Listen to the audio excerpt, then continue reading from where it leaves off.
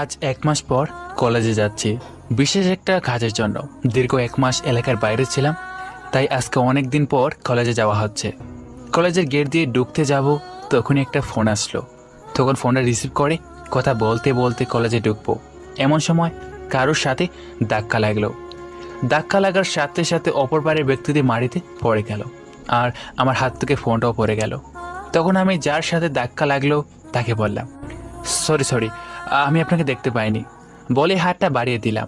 আর খেয়াল করে দেখলাম যে ব্যক্তিটি মাটিতে পড়ে আছে সে একটা মেয়ে, কিন্তু তার মুখের উপর চুলগুলি এসে পড়াতে মুখটা ভালো করে দেখা যাচ্ছে না।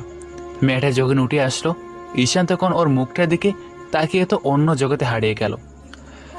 মেয়েটা দেখতে এতটাই সুন্দর যা বাসায় বলে বোঝানো যাবে না। দেখতে হ্যাপি কিউট, লম্বা, ফর্সা, গোলাপি ঠোঁট, মায়াবী দুটো চোখ, আর কমর অবধি চুল দেখে মনে হচ্ছে যেন কোনো হুড় পড়ি। ঈশান অবাক দৃষ্টিতে ওর দিকে তাকিয়ে আছে। তখন মেয়েটা উঠে এসে ওর গালে টাস টাস করে কষিয়ে 2টা থাপ্পড় মেরে দিল। আমি হতভম্ব হয়ে দাঁড়িয়ে রইলাম, কিছু বলতে পারছি না। এমন অবস্থা দেখে কলেজের গেটের সামনে যতগুলো স্টুডেন্ট ছিল তারা সবাই ঈশান আর মেয়েটার দিকে তাকিয়ে রইল। তখন মেয়েটা বলতে লাগলো, লুচ্চা লম্পট কোথাকার, মেয়ে দেখলেই গায়ের উপর ঢলে পড়তে ইচ্ছে করে, তাই না? এই তোদের মতো ছেলেদের জন্য মেয়েরা ঘর থেকে বের হতে পারে না। সরি আপু, আমি দেখতে পাইনি, আসলে ফোনে কথা বলছিলাম তো, তাই সামনে খেয়াল করিনি। তা দেখবি কি করে? মেয়ে দেখলেই তো তোদের চোখ কপালে উঠে যায়। ছোট লোক কোথাকার, তোদের মতো ছোট লোকদের জোতা দিয়ে মারা উচিত, তাহলে তোদের শিক্ষা হবে। আচ্ছা, আমি না হয় আর আপনাকে দেখতে পাইনি, কিন্তু আপনি তো একটু সাবধানে চলবেন বলি আমি আমার ফোনটা উঠালাম। মেয়েটা আরও কিছুক্ষণ আমাকে কিছু কথা শুনিয়ে চলে গেল। আমিও ভাবতে লাগলাম যে মেয়েটাকে এই প্রথম দেখলাম আর হয়তো আমাকে চিনে না, তাই হয়তো আমাকে থাপ্পড় দিয়েছে। তার উপর আবার এতগুলো কথা শুনিয়ে গেল। এর মাঝে আমার বন্ধু আলামিন আসলো আর বলল, আর আপনারা হয়তো ভাবছেন আমি মেয়েটাকে কিছু বললাম না কেন। আসলে আমি মেয়েদেরকে অনেক রেসপেক্ট করি, তাই ওর জায়গায় কোনো ছেলে হলে এতক্ষণ ঈশান বুঝিয়ে দিত ও কি জিনিস। কিরে, কি হয়েছে? কানে হাত দিয়ে দাঁড়িয়ে আছিস কেন? ও, আপনাদের তো আমার পরিচয়টাই দিতে ভুলে গেছি। আমি ঈশান আহমেদ অনিক, বাবা মায়ের একমাত্র সন্তান। বাবা দেশের নামকরা বিজনেসম্যান আর মা হাউস ওয়াইফ। আর যে এসে আমাদেরকে প্রশ্ন করলো সে হলো আমার বন্ধু আলামিন। আর যে মেয়েটা ঈশানকে থাপ্পড় মেরে চলে গেল সে আর কেউ নয়, এই গল্পের নায়িকা সুমাইয়া আক্তার কলি। বাকিটা গল্পের সাথে থাকলে বুঝতে পারবে। কিরে, তোর আবার কি হলো? কথা বলছিস না যে? আর ওই মেয়েটা তোকে মারলো কেন? তারপর আমি ওকে সব খুলে বললাম। ও সব শুনে বলল, এইসব নিয়ে ভাবিস না। মেয়েটা হয়তো কলেজে নতুন, তোকে চিনতে পারেনি, তাই এমন করেছে। চল ক্লাসে যাই। আমরা সেখান থেকে ক্লাসে চলে আসলাম আর গিয়ে পেছনের বেঞ্চে বসলাম। অবাক করার বিষয়, সে মেয়েটিও আমাদের ক্লাসে ঢুকলো আর কেমন রাগের দৃষ্টিতে আমার দিকে তাকিয়ে রইল। আমি মেয়েটার দিক থেকে চোখ সরিয়ে নিলাম। এর মাঝে ক্লাসের স্যার চলে আসলো আর ক্লাস নিতে শুরু করলো। এদিকে কলি চিন্তা করছে, ওই ছেলেটাকে তো আগে কখনো আমাদের ক্লাসে দেখিনি। অন্যদিকে ঈশান ভাবছে আজকে প্রথম কোনো মেয়ে তার গায়ে হাত তুললো, তাহলে তো এটা অবশ্যই গন্ডি হবে। না হলে কি আর কেউ অচানা একটা ছেলের গায়ে হাত তুলতে পারে? দেখতে দেখতে ক্লাসগুলো শেষ হয়ে গেল। আমি আর আলামিন বাইরে চলে আসলাম। দুজনে কথা বলতে বলতে কলেজ গেট দিয়ে বের হলাম। তারপর আমি আলামিনকে বললাম, তুই বাসায় চলে যা, আমার একটু কাজ আছে। আমি কাজটা করে বাসায় ফিরলাম দুপুরে। বাসায় ফিরে গোসল করে খাওয়া দাওয়া করে একটা ঘুম দিলাম। ঘুম ভাঙলো আমার দলের একটা ছেলের ফোনে। তারপর ছেলেটার সাথে কিছুক্ষণ কথা বলে রেখে দিলাম। কি যেন একটা কাজের জন্য যেতে বলল। আসলে আমাদের একটা সংগঠন আছে যার কাজ হলো এলাকা থেকে ইপ্রিজিং দূর করা ও মেয়েদেরকে সেভ করা, যাতে মেয়েরা স্বাভাবিকভাবে চলাফেরা করতে পারে। আসলে এটাকে সংগঠন বললে ভুল হবে, এখন থেকে একটা গ্যাং বলাই চলে। এক সময় আমাদের দলের সংগঠন থাকলেও সময়ের সাথে সাথে সেটা গ্যাংয়ে পরিণত হয়েছে। তারপর আমি উঠে ফ্রেশ হয়ে সেখান থেকে চলে গেলাম। দলের লোকগুলোর সাথে কথা বলে আড্ডা দিয়ে বাসায় চলে আসলাম। বাসায় আস্তে আস্তে রাত 10টা বেজে গেল। কোনো রকম খাবার খেয়ে ঘুমিয়ে পড়লাম। পরদিন সকালে কলেজে চলে আসলাম। তারপর ক্যান্টিনে গিয়ে আমি আলামিন আর কিছু ফ্রেন্ড মিলে কথা বলছি। তখন একটা মেয়ে কান্না করতে করতে আমাদের কাছে আসলো আর বলল, ভাইয়া, আমাকে কয়েকটা ছেলে ডিস্টার্ব করেছে আর আমার ওড়না ধরে টেনেছে। কথাটা শুনে আমার মাথা গরম হয়ে গেল। আসলে আমি মেয়েদেরকে টিস করা ডিস্টার্ব করা মোটেও পছন্দ করি না, আর কেন করি না সেটা গল্পের সাথে থাকলে বুঝতে পারবেন। তারপর আমি মেয়েটাকে বললাম, তুমি ছেলেগুলোকে দেখিয়ে দিতে পারবে আর এখন কোথায় আছে? ভাইয়া, ওরা কলেজ গেটের সামনে বসে আছে আর মেয়েদের টেস্ট করছে। তখনই আমি তিতির হাত ধরে টানতে টানতে কলেজের গেটের সামনে নিয়ে গেলাম, আর দেখলাম বাইকের উপর বসে কয়েকটা ছেলে মেয়েদের সাথে খারাপ আচরণ করছে আর মেয়েদের শরীরে হাত দেওয়ার চেষ্টা করছে। তখন ওদের মধ্যে যে ছেলেটা বেশি মেয়েদের টিস করছিল, তিতি তাকে দেখিয়ে দিয়ে বল, ভাইয়া, ওই ছেলেটা। এই কলেজে আমাকে সবাই এক নামে চেনে, আর সেই নামটা যে বেশ ভালো তা কিন্তু নয়। সবাই খুব ভালো করে জানে আমি মেয়েদেরকে টিস করা পছন্দ করি না, আর যে টিস করে তাকে খুব সহজে ছেড়ে দিই না। মোটামুটি তার উপর দিয়ে ঘূর্ণিঝড় সাইক্লোন কিছু একটা যাবে। তিতি ছেলেগুলোকে দেখিয়ে দেওয়ার পরই আমি কোমর থেকে বেড়াটা খুল ছেলেটার দিকে এগিয়ে গেলাম আর গিয়ে সবগুলোকে মারতে শুরু করলাম। মার খেয়ে ওর আশেপাশে ছেলেগুলো পালিয়ে গেল। ও বাইকের উপরে বসে তাকায় পালাতে পারল না। মারতে মারতে আমি ওকে মাটিতে ফেলে দিলাম। সুযোগ পেয়ে ছেলেটা উঠে দিল দৌড়। আমি ওর পেছনে দৌড় দিলাম। দৌড়াতে দৌড়াতে এক পর্যায়ে ও ক্যাম্পাসের ভিতরে চলে গেল। তারপর আমাদের ক্লাসের সামনে দিয়ে যখন যাচ্ছিল, তখন আমার দলেরই একটা ছেলে ওকে ল্যাং মেরে ফেলে দেয়। আমি গিয়ে বেল্ট দিয়ে ইচ্ছা মতো ওকে পিটাতে লাগলাম। হট্টগোলের আওয়াজ পেয়ে কলি সেখানে গিয়ে দেখে কালকের সেই ছেলেটা আর একটা ছেলেকে বেদরূপ মারছে। তখন কলি গিয়ে হঠাৎ করে ঈশানের গালে একটা টাস করে তাপ্পর মেরে দেয়।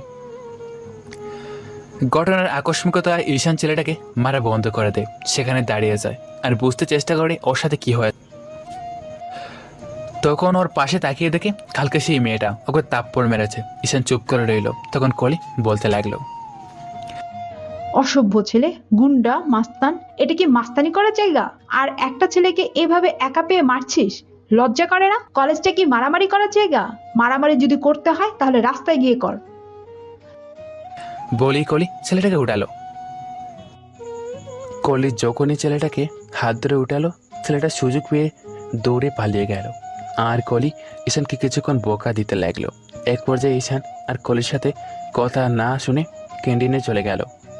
গিয়ে একটা সিগারেট ধরালো আর টানতে লাগলো। ভাবতে লাগলো, এই মেয়েটা বারবার আমার গায়ে হাত দিচ্ছে। যেখানে আমার নামে এই সারা শহর কাঁপে, সেখানে এই মেয়ে সাহস কী করে হয় আমার গায়ে হাত দেওয়ার? এরই মাঝে ঈশানের কাছে আলামিন আসে আর বলে, কিরে, ক্লাস শুরু হয়ে গেছে, ক্লাসে যাবি না? ঈশান বসে কথাগুলো ভাবছিল আর বাপরা ডুবে থেকে আলামিনের কথায় ওর গুড় কাটে। তখন ঈশান বলে, না তুই যা, আমি আজকে আর ক্লাস করব না। আলামিন বিষয়টা লক্ষ্য করছিল, তাই আর কাউকে কিছু বলল না, না বলি চলে আসলো। আসলে ঈশান মেয়েদেরকে অনেক রেসপেক্ট করে, তাই ওদের গায়ে কখনো হাত তোলে না। আর কলিন না বুঝে দুইবার ওর গায়ে হাত তুললো। একটার পর একটা সিগারেট ধরিয়ে যাচ্ছে। কিছুক্ষণ সেখানেই বসে সিগারেট খেয়ে তারপর উঠে ও বাসায় চলে যায়। সন্ধ্যা ঈশান ওর দলের ছেলেদের সাথে কিছুক্ষণ আড্ডা দিয়ে বাসায় চলে আসলো। তারপর খাওয়া দাওয়া করে ঘুমিয়ে পড়লো। পরদিন সকাল সকাল ঈশান কলেজে চলে আসে। কেউ এখনো আসেনি দেখে ঈশান একটা গাছের নিচে গিয়ে বসে। সেখানে বসে একটা সিগারেট ধরায় আর টানতে থাকে এক মনে। সিগারেট খেয়ে যাচ্ছে আর ফোন চালাচ্ছে। এর মাঝে কেউ এসে টাস টাস করে ঈশানের গালে দুইটা তাপ্পড় মেরে দিল। তাপ্পড়কে ঈশান সামনে তাকিয়ে দেখে গত 2 দিনে যে মেয়েটাকে 2বার তাপ্পড় মেরেছে, আজকেও সেই মেয়েটাই ওর গায়ে হাত তুলেছে। এবার তো ঈশানের রাগটা চরম পর্যায়ে পৌঁছে গেল। ও উঠে দাঁড়ালো, কিন্তু পারছে না কলিকে কিছু বলতে। ওর জায়গায় যদি অন্য কোনো ছেলে হতো তাহলে এতক্ষণ ঈশান তার দফা দফা করে ছেড়ে দিত, কিন্তু মেয়ে বলে ওকে কিছু বলতে পারলো না। তখন কলি বলতে লাগলো, কলেজটা কি গুন্ডামি মাস্তানি করার জায়গা? হুম। আর এখানে বসে সিগারেট খাচ্ছিস কেন? এটা কি তোর বাবার কলেজ যে যেখানে সেখানে বসে সিগারেট খাবি, যাকে ইচ্ছা তাকে মারবি, নিজেকে কি বহুত বড় হিরো মনে করিস? আরে এটাকে গুন্ডামি মাস্তানি বলে, এটাকে হিরোগিরি বলে না। কলির মুখে এমন কথা শুনে ঈশানের রাগটা চরম মাত্রায় পৌঁছে গেল। তাই ওর রাগটাকে কন্ট্রোল করতে না পেরে ঈশান পেছন দিকে গড়ে গাছের গায়ে সজোরে একটা ঘুষি মেরে দিল। ঈশানের এমন কাণ্ড দেখে কলি চমকে গেল, তাই আর কিছু বলার সাহস পেল না। তখন ঈশান সেখান থেকে ক্যান্টিনে চলে আসলো। এসে একটা কফির অর্ডার করলো আর খেতে লাগলো। এর মাঝে দূর থেকে আলামিন বিষয়টা খেয়াল করে আর দৌড়ে ক্যান্টিনে গেল আর দেখলো ঈশানের হাত থেকে রক্ত পড়ছে। তখন অফিস রুম থেকে ফার্স্ট এইড বক্সটা নিয়ে ঈশানের কাছে আসে। ঈশান বাম হাত দিয়ে কফি খাচ্ছে, ডান হাত দিয়ে রক্ত পড়ছে। তাই ডান হাতটা টেবিলের উপর রেখে দিয়েছে। তখন আলামিন গিয়ে ওর ডান হাতটা ধরতে যাবে, তখন এক ঝটকায় ডান হাতটা সরিয়ে নেয় আর আলামিন বলে, এমন পাগলামি করছিস কেন? হাতটা দে, পরিষ্কার করে ব্যান্ডেজ করে দিই। দরকার নেই, এমনিতেই সেরে যাবে। তা বললে তো হবে না, হাতটা দিয়ে দেখি। আলামিন জোরপূর্বক হাতটা নিজের কাছে নিয়ে ভালোভাবে ড্রেসিং করে তারপর ব্যান্ডেজ করে দেয়। অন্যদিকে কলি ঈশানের এমন রাগের চেহারা আর এমন বেপরোয়া স্বভাব দেখে অনেকটা ভয় পেয়ে যায়। ব্যান্ডেজ করা শেষ হলে ঈশান আলামিনকে বলল, শোন, খোঁজ নিয়ে মেয়েটাকে, ওর কত বড় সাহস বারবার আমার গায়ে হাত দিচ্ছে। কথাগুলো বলার সময় ঈশানের চোখগুলো লাল হয়ে যাচ্ছিল। তখন আলামিন ওকে বলল, তুই শান্ত হ, আমি দেখছি খোঁজ নিয়ে। তারপর সেখানে বসে দুজনে কিছুক্ষণ আড্ডা দিলাম। এর মাঝে আমার দলের কিছু ছেলে এসে সেখানে বসলো। তখন ওদের সাথে কিছুক্ষণ কথা বলি, তারপর বাসায় চলে আসলাম। দেখতে দেখতে দিনটা কেটে গেল। পরদিন সকালে ফোনের শব্দে ঘুম ভাঙল। দেখি আমার দলের একটা ছেলে ফোন করেছে। তারপর ওর সাথে কিছুক্ষণ কথা বলে উঠে গিয়ে ফ্রেশ হয়ে নাস্তা করে কলেজের টাইম হয়ে যাওয়ায় একটা রিক্সা নিয়ে কলেজের দিকে রওনা দিলাম। রাস্তায় অনেক জ্যাম ছিল। এরই মাঝে আবার রেড সিগন্যাল পড়ায় গাড়িটা থেমে গেল। তখন 5 থেকে 6 বছরের একটা মেয়ে আমার সামনে আসলো আর বলল, এমনও কিছু অনাথ শিশু আছে যাদের একবেলা খাবারও জুটে না, আবার এমন কিছু মানুষ আছে যারা খাবারগুলোকে নষ্ট করে। আচ্ছা আপু, তোমার ফুলের দাম কত? ভাইয়া 100 টাকা। ঈশান রিয়ার হাত থেকে ফুলগুলো নিয়ে পকেট থেকে ওয়ালেট বের করে তার মধ্যে থেকে 1000 টাকা একটা নোট বের করে রিয়ার হাতে দিল। তখন ও বলল, ভাই আমার কাছে তো ভাঙতি নেই। আপু তুমি এটা রেখে দাও, বাকি টাকাটা আমাকে দিতে হবে না। ভাইয়া আমি বাকি টাকাটা নিতে পারবো না। আপু কেন নিতে পারবে না? আমার ফুলের দাম তো মাত্র 100 টাকা, আর এতগুলো টাকা আমি তোমার কাছ থেকে কেন নেব? আপু নাও না প্লিজ, ধরে নাও তোমার বড় ভাই তোমাকে দিচ্ছে, প্লিজ আপু নাও, তুমি টাকাটা নিলে আমি অনেক খুশি হব। তারপর রিয়া টাকাটা নিল। ঈশানের হাত থেকে রিয়া দেখে ঈশানের অনেক মায়া হচ্ছে। ঈশান এবার ওর হাতের ফুলগুলো রিয়ার হাতে দিয়ে দিল। রিয়া তখন টাকাটা ঈশানের দিকে এগিয়ে দিল। তখন ঈশান বলল, আপু কি হলো, টাকাটা ফিরিয়ে দিচ্ছ কেন? ভাইয়া তুমি তো ফুলগুলো নেবে না, তাহলে আমি তোমার কাছ থেকে টাকা কেন নেব? আপু এই টাকাটা আর ফুলগুলো আমি তোমাকে দিলাম। আপু তোমার ভাইয়া যদি তোমাকে কিছু দিত তাহলে কি তুমি নিতে না? হ্যাঁ নিতাম। তাহলে নিচ্ছ না কেন? নাও আপু প্লিজ। রিয়া ঈশানের কাছ থেকে ফুলগুলো আর টাকাটা নিল। এর মধ্যে রেড সিগন্যাল ভেঙে গেছে। ঈশান রিক্সায় উঠে গেল। তখন রিয়া সেখানেই দাঁড়িয়ে রইল। ঈশানের বড্ড মায়া হচ্ছে রিয়ার উপর। তখন ঈশান আবারও রিক্সা থেকে নেমে রিয়াকে বলল, আচ্ছা আপু তুমি কি আমার সাথে যাবে? আমার না এই শহরে কেউ নেই, তুমি আমার সাথে চলো, আমি তোমাকে স্কুলে ভর্তি করে দেব। তুমি আমার সাথে আমার বাসায় থাকবে আমার আপু হয়ে। আমি তোমাকে অনেক অনেক আদর করব, তোমাকে অনেক খেলনা কিনে দেব। না ভাইয়া আমি তোমার সাথে যেতে পারবো না। আপু তোমার আপন ভাই যদি বলতো তাহলে কি তুমি যেতে না? হ্যাঁ যেতাম। তাহলে চলো না আপু প্লিজ চলো। আমার কোনো আপু নেই, তুমি আমার ছোট্ট আপু হয়ে থাকবে, তোমাকে আর ফুল বিক্রি করতে হবে না। তারপর রিয়াকে অনেক বুঝিয়ে সুজিয়ে ঈশান রিক্সায় উঠালো আর ওর সাথে নিয়ে গেল। অন্যদিকে রাস্তার অপর পার থেকে স্কুটির ওপর বসে কলি আর ওর ফ্রেন্ড বিষয়টা লক্ষ্য করছিল। আর কলি ভাবছিল, একটা গুন্ডা ছেলে রাস্তার একটা ফুল বিক্রি করা মেয়ের সাথে কি এত কথা বলছে? তারপর ঈশান রিয়াকে নিয়ে শপিং মলের দিকে গেল আর রিয়ার জন্য কিছু জামা কাপড় কিনে ওকে নিয়ে বাসা চলে গেল। আর কাজের বুয়াকে বলল রিয়াকে গোসল করিয়ে দিতে। কাজের বুয়া ঈশানের কথা মতো রিয়াকে গোসল করিয়ে নতুন পোশাক পরিয়ে দিল। তারপর রিয়াকে নিয়ে ঈশানের কাছে আসলো। ঈশান বলল, আমার আপুটাকে অনেক সুন্দর লাগছে। আপু তোমার মনে হয় অনেক খিদে লেগেছে তাই না? হ্যাঁ ভাইয়া আমার অনেক খিদে পেয়েছে। ঈশান বুয়াকে টেবিলে খাবার দিতে বলল। বুয়া ঈশানের কথা টেবিলে খাবার দিল। ও রিয়াকে নিয়ে টেবিলে বসালো। তারপর ও আরেকটা চেয়ার টেনে বসলো। তারপর নিজ হাতে রিয়ার প্লেটে খাবার বেড়ে দিল। রিয়া বারবার খাবারগুলোর দিকে দেখছিল আর ঈশানের দিকে তাকাচ্ছিল। তখনও বলল, কি হলো আপু? ভাইয়া আমি না এত খাবার কখনো দেখিনি আর খাইও নি। আপু এখন তুমি তোমার ভাইয়ের কাছে আসো না, এখন থেকে তোমাকে এগুলি খেতে হবে, নাও খাওয়া শুরু করো। কিন্তু রিয়া খাচ্ছে না। তখন আমি ওকে বললাম, কি হলো আপু খাও। ভাইয়া আমাকে না কেউ কখনো খাইয়ে দেয়নি, তুমি কি আমাকে একটু খাইয়ে দেবে? কথাটা শুনে আমার চোখে পানি চলে আসলো। আচ্ছা ঠিক আছে আপু, আমি তোমাকে খাইয়ে দিচ্ছি, আর আজকে থেকে প্রত্যেক দিন ভাইয়া তোমাকে খাইয়ে দেবে, কেমন? আপু তুমি আর মন খারাপ করে দেখো না। মাথা নাড়িয়ে হেসে উত্তর দিল তখন রিয়া। ঈশান প্লেটটা হাতে নিয়ে ভাত মেখে রিয়াকে খাইয়ে দিতে লাগলো। ভাইয়া তুমিও খাও। ঈশান রিয়ার মুখে এক লোকমা ভাত তুলে দিতে যাবে, তখন রিয়া ওর হাতটা গড়িয়ে ওর মুখের সামনে দাঁড়ালো। ঈশান খেয়ে নিল। ঈশান তখনই মায়ের কথা মনে পড়ে গেল, আর চোখ দিয়ে দুপুরটা পানি গড়িয়ে পড়লো। তখন রিয়া বলল, ভাইয়া তুমি কাঁদছো কেন? কিছু না আপু, এমনি চোখের জন্য কি পড়েছে। তারপর খাওয়া দাওয়া শেষ করে আমি রিয়াকে একটা রুম দেখিয়ে দিলাম। আপু আজকে থেকে তুমি এখানে থাকবে, আর তোমার যখন যা লাগবে তুমি আমাকে বলবে, কেমন? এরই মাঝে ঈশানের একটা ফোন আসলো, আরও একটু দূরে গিয়ে কিছুক্ষণ কথা বলে আবার রিয়ার কাছে ফিরে আসলো আর বলল, আপু তুমি বাসায় থাকো, আর তোমার যা লাগবে তুমি বুয়া খালার কাছে বলো, উনি তোমাকে সব কিছু এনে দেবে। তোমার যা খেতে মন চায় তুমি তার কাছে বলো। আর ভাই এখন বাইরে যাচ্ছে, তোমার কিছু লাগবে? তোমার কিছু লাগবে আপু? রিয়া কোনো কথা বলছে না দেখে ঈশান বলল, কি হলো আপু বলো, তোমার কি কিছু লাগবে? ভাইয়াকে বলো। আমি না তোমার ভাইয়া, তাহলে ভাইয়াকে বলো। হ্যাঁ বলবো। তাহলে বলছো না কেন, বলো। ভাইয়া আমার না চকলেট অনেক পছন্দ, তুমি কি আমাকে চকলেট এনে দেবে? আমার ছোট্ট আবিটা বলছে আর আমি তাকে এনে দিব না? বলে ঈশান রেখে জড়িয়ে ধরে ওর কপালে একটা চুমো দিল আর বলল, তুমি থাকো, আমি বাসায় ফেরার সময় তোমার জন্য অনেক অনেক চকলেট নিয়ে আসবো। আচ্ছা ঠিক আছে। ঈশান বাড়ি থেকে বেরিয়ে গেল। তারপর ওদের আড্ডায় গিয়ে কিছুক্ষণ ছেলেদের সাথে কথা বলল। আসলে ঈশান একটু মাস্তান টাইপের হলেও ওর মনটা অনেক ভালো।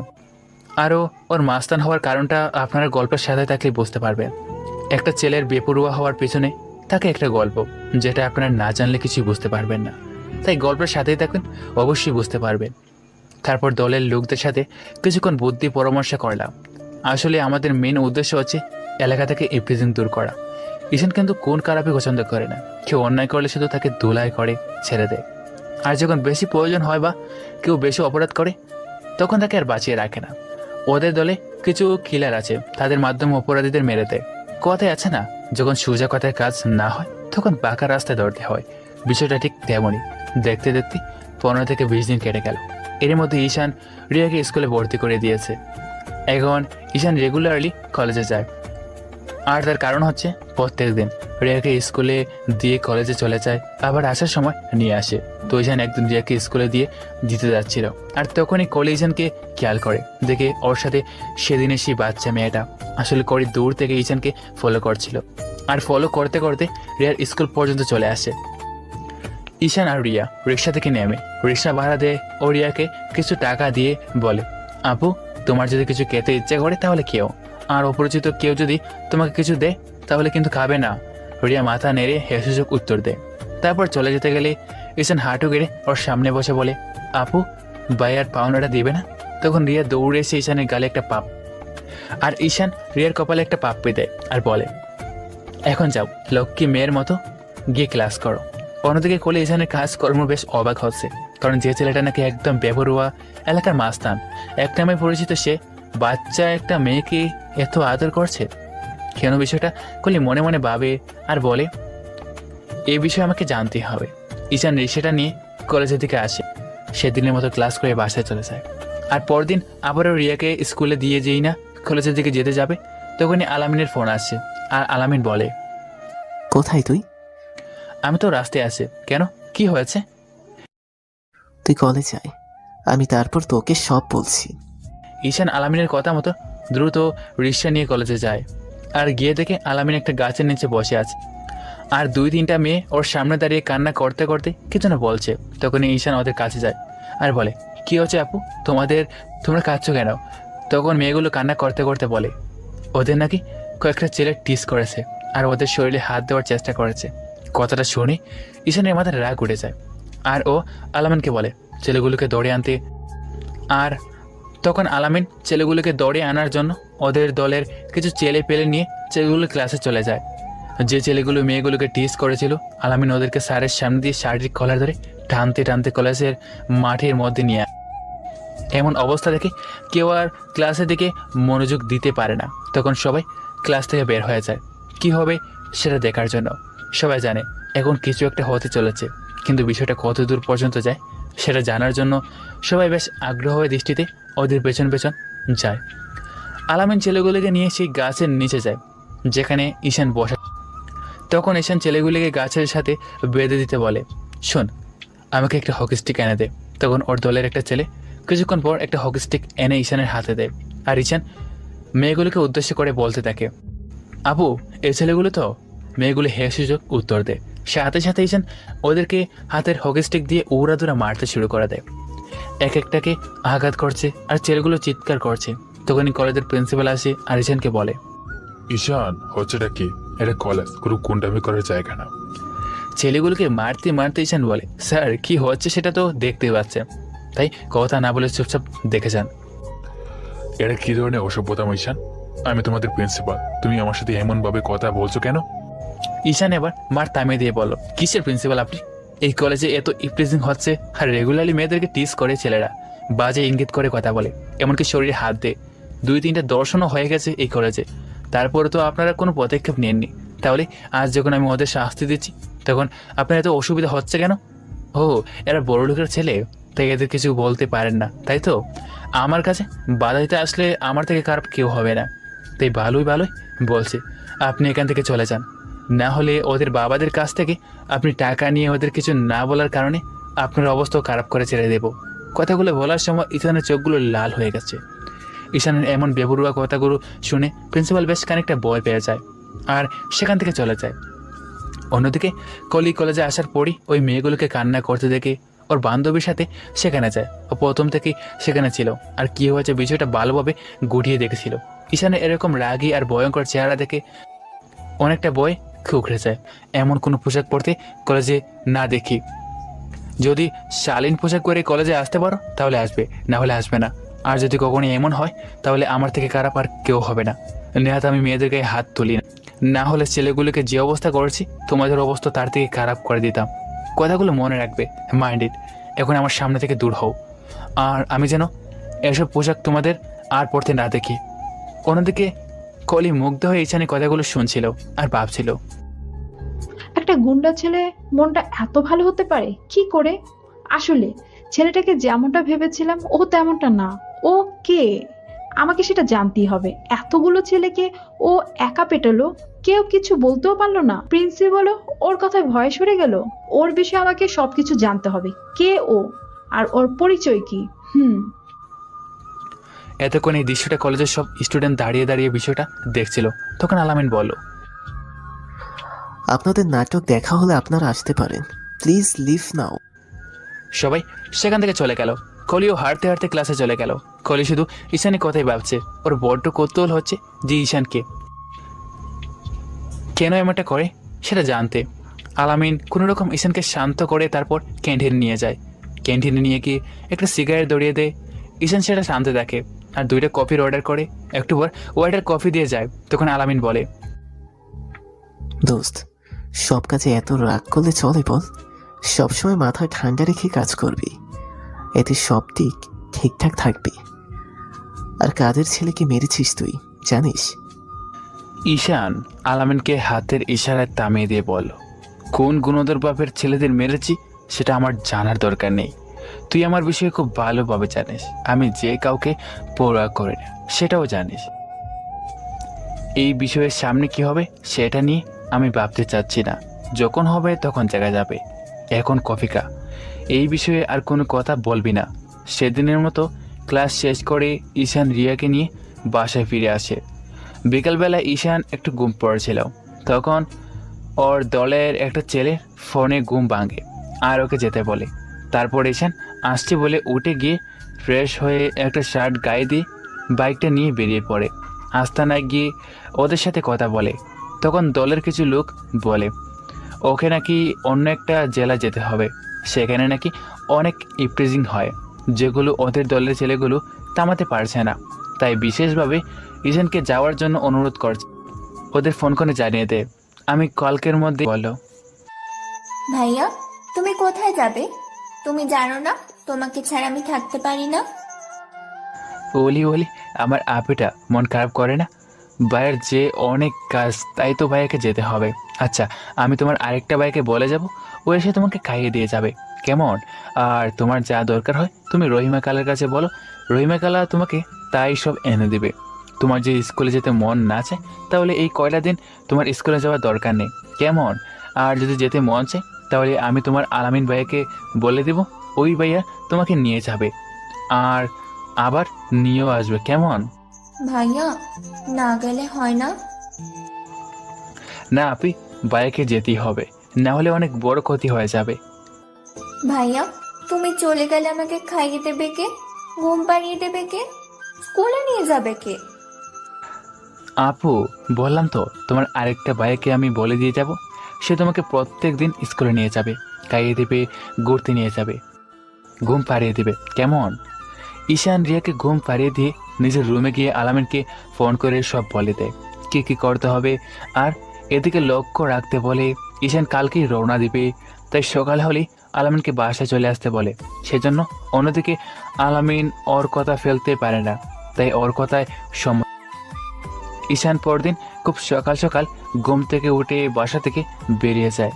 একটু পর আলামিন বাসায় আসে আর রিয়াকে খাইয়ে দিয়ে তারপর স্কুলের দিকে নিয়ে যায়। স্কুলে দিয়ে তারপর কলেজে চলে যায়। কলি ঈশানের ব্যাপারে জানার জন্য প্রথমে ওকে ফলো করার চেষ্টা করে, কিন্তু একদিন, দুদিন, 3 দিন যখন ঈশানকে দেখতে না পেয়ে, তখন কলি ভাবে ঈশান যখন রিয়াকে স্কুলে নিয়ে যাবে তখন ওকে ফলো করবে, তাই ঈশানের বাসা থেকে ওকে ফলো করে। কিন্তু একটা বিষয় লক্ষ্য করে, এখন আর ঈশান রিয়াকে স্কুলে নিয়ে যায় না, বরং আলামিন স্কুলে নিয়ে যায়। আর বেশ কয়েকদিন ধরে ঈশানকে দেখা যাচ্ছে না। এভাবে কয়েকটা দিন কেটে যায়। এর মাঝে কলির ঈশানের সম্পর্কে জানার আগ্রহ আরও বেড়ে যায়। এক পর্যায়ে গিয়ে দেখা যায় বিষয়টা নিয়ে কলি এতটাই চিন্তিত হয়ে পড়েছে যে ওর বিষয়টা না জানতে পেরে ওর ভিতরে একটা অস্থিরতা কাজ করছে। কলি ভাবে ঈশানের ব্যাপারে ওকে যদিও কেউ সঠিক তথ্য দিতে পারে, সেটা হলো আলামিন, তাই ও আলামিনের সাথে কথা বলার সিদ্ধান্ত নেয়। প্রায় 10 দিন পর একদিন কলি কলেজের একটা জায়গায় বসে কলেজের গেটের দিকে তাকিয়েছিল যে আলামিন কলেজে আসবে কখন, তখন ওর থেকে সব কিছু শুনবে। রিয়াকে স্কুলে দিয়ে আলামিন আসতে একটু লেট হয়ে যায়, তাই কলি ওর আসার অপেক্ষা করছে। আলামিন কলেজের গেট দিয়ে যেই না ঢুকতে যাবে, তখনই কলি দৌড়ে আলামিনের সামনে যায় আর বলে, আলামিন, তোমার বন্ধু ঈশান কোথায়? আলামিন হঠাৎ কলির মুখে ঈশানের নাম শুনে চমকে যায় আর ভাবে এই মেয়ে আবার কি মতলবে যে ঈশানের কথা জানতে চাইছে। আলামিন কিছু না বলে চুপচাপ দাঁড়িয়ে থাকে। তখন কলি আবারও জিজ্ঞেস, কি হলো, কথা বলছো না কেন? ঈশান? কেন? আরো অপমান করতে বাকি আছে বুঝি? আমি আমার ব্যবহারের জন্য অনুতপ্ত। আমি জানতে চাই ঈশান আসলে কে, কি ওর পরিচয়, আর ওর এমন বেপরোয়া স্বভাব কেন? আমি সব জানতে চাই, তুমি আমাকে সব খুলে বলো। আলামিন কলির কথা কিছুক্ষণ চুপ করে থাকে। তখন কলি আবারও বলে, আলামিন, বলছো না কেন? ঈশান কোথায়, আর কেনই বা এরকম মাস্তানি করে বেড়ায়? জানতে চাও ঈশানকে? কি ওর পরিচয়? হ্যাঁ, আমি জানতে চাই। কিন্তু তোমার কি সময় হবে ওর জীবনের গল্পটা শোনার জন্য? আমি মনে করি তোমার জানা দরকার ঈশানকে, কি ওর পরিচয়, আর ও কেনই বা এমন বেপরোয়া। তাহলে বলো। আলামিন আর কলি দুজনে মিলে ক্যান্টিনে চলে যায়। তারপরে একটা জায়গায় দুজনে গিয়ে বসে। আলামিন 2টা কফির অর্ডার করে। একটু পর ওয়েটার এসে কফি দিয়ে যায়। আলামিন কফির মগে একটা চুমুক দিয়ে বলা শুরু করলো, সময়টা আজ থেকে 3 বছর আগের। ঈশান তখন নতুন এই শহরে এসেছে। একটা সহজ সরল নরম মনের মানুষ ছিল ঈশান। ক্লাসের সবচেয়ে ভালো স্টুডেন্ট ছিল ও। সেজন্য কলেজের সব স্যার ম্যাডাম সহ সব স্টুডেন্ট ওকে পছন্দ করত। আর সেই সময়টাতে একটা মেয়েকে খুব পছন্দ করত, আবার বলতে পারো ভালোবাসতো। মেয়েটার নাম ছিল সীমা। সীমা প্রথম ঈশানকে প্রপোজ করলে ওকে ফিরিয়ে দেয়, কিন্তু 1 মাস ওর পেছনে লেগে থাকার পরও যখন ঈশান রাজি হচ্ছিল না, তখন একদিন সীমা কলেজের সবার সামনে ঈশানকে প্রপোজ করে, কিন্তু ঈশান রিজেক্ট করে দেয়। সীমা সেদিন সুইসাইড করতে যায়, কিন্তু ওর বাবা মাকে ওকে সময় মতো হসপিটালে নিয়ে গেলে কোনো মতে সীমা বেঁচে যায়। এই 1 মাস সীমা ঈশানের পেছনে ঘোড়ায় ঈশানের মনে অনেকটা জায়গা করে নিয়েছে, কিন্তু ও কোনো সম্পর্কে জড়াতে চায় না বলেই বারবার সীমাকে ফিরিয়ে দিচ্ছিল। ঈশান যখন জানতে পারে যে সীমা সুইসাইড করতে গিয়েছিল ওর জন্য, তখন আর ঈশান চুপ থাকতে পারে না। তখনই ও হসপিটালে চলে যায়। তারপর সীমার কেবিনে গিয়ে সীমাকে জড়িয়ে ধরে। ঈশান সেদিন সীমার ভালোবাসাকে অ্যাকসেপ্ট করে, আর তখন থেকে ওদের ভালোবাসাটা চলতে থাকে। কলেজের দিনগুলো ওদের ভালোই কাটছিল। আমিও তখন ওদের সাথে একই ইয়ারে পড়তাম, কিন্তু তখন ওর সাথে আমার বন্ধুত্বটা ছিল না, আর ওদের সাথে তেমন কথাও হতো না। দেখতে দেখতে ওদের রিলেশনের 6 মাস কেটে যায়। ঈশান কিন্তু তেমন স্মার্ট ছিল না, আর 10টা বড়লোকের ছেলেদের মতো চলাফেরা করতো না। সাদামাটা ভাবে চলাফেরা করতে ভালোবাসতো। তারপরও সীমা ওকে ভালোবাসতো, কারণ ওর সুন্দর একটা মন ছিল। একদিন ছুটির পর ঈশান আর সীমা একটা রাস্তা দিয়ে যাচ্ছিল। তখন হঠাৎ করে কিছু গুন্ডা এসে ওদের উত্ত্যক্ত করতে শুরু করে। ঈশান বাধা দিতে গেলে ঈশানকে ওরা কয়েকজন ধরে ফেলে তারপর সীমাকে একটু দূরে নিয়ে গিয়ে সীমার গায়ে হাত দিতে থাকে। তখনই ঈশান ওদের কাছ থেকে ছুটে বাধা দিতে গেলে গুন্ডা ঈশানকে বেত্রকভাবে মেরে অজ্ঞান করে ফেলে। তারপর সীমাকে ওরা সেখানেই ঘটনাস্থলে ধর্ষণ করে মেরে ফেলে। ঘটনাক্রমে আমি সেদিন কি যেন মনে করে ওই রাস্তা দিয়ে যাচ্ছিলাম। তখন দেখতে পাই ঈশান একটু দূরে পড়ে আছে। যেহেতু আমরা একই ক্লাসে পড়তাম, তাই আমি ওকে আমার চিনতে দেরি হলো না। তখন আমি ওর কাছে গেলাম আর খেয়াল করলাম ওর থেকে একটু দূরে সীমা জ্ঞান হারিয়ে পড়ে আছে। তৎক্ষণাৎ আমি হসপিটালে ফোন দিলাম। একটু পর অ্যাম্বুলেন্স আসলো। তারপর দুজনকে নিয়ে হাসপাতালে গেলাম। হাসপাতালে নেয়ার পর ডক্টর সীমাকে মৃত বলে ঘোষণা করলো, আর ঈশানকে অপারেশন থিয়েটারে নিয়ে যাওয়া হলো। অন্যদিকে আমি সীমার বাসায় ফোন করে ওর বাবা মাকে আসতে বলি। ওর বাবা মা এসে মেয়ের এমন অবস্থা দেখে অনেক কান্নাকাটি করে পৃথিবীর স্বাভাবিক নিয়মেই সীমাকে নিয়ে ওরা বাসায় চলে যায়। তারপর সীমার দাফন সম্পন্ন হয়। অন্যদিকে সীমার দাফন সম্পন্ন হলেই আমি আবার হসপিটালে চলে আসি। অনেকক্ষণ যাবৎ অপারেশন থিয়েটারের সামনে দাঁড়িয়ে আছি। কিছুক্ষণ পর ডাক্তার বের হয়। ডক্টর বের হলে আমি জিজ্ঞেস করি ঈশানের কি অবস্থা। তার আগে বলুন, রোগী আপনার কি হয়? যেহেতু আমার ক্লাসমেট হয়, তাই আমি বললাম যে রোগী আমার বন্ধু। কেন ডক্টর, কোনো সমস্যা? না, তেমন কোনো সমস্যা নেই, তবে ওনার জ্ঞান ফিরতে সময় লাগতে পারে। ওনার মাথায় অনেক চোট লেগেছে, যার জন্য 24 ঘন্টার মধ্যে রোগীর জ্ঞান না ফিরলে উনি কোমায় চলে যেতে পারে। কথাগুলো বলেই ডক্টর সেখান থেকে চলে যায়, আর আমি পাশে থাকি একটা চেয়ারে বসে পড়ি। কী করবো বুঝতে পারছিলাম না।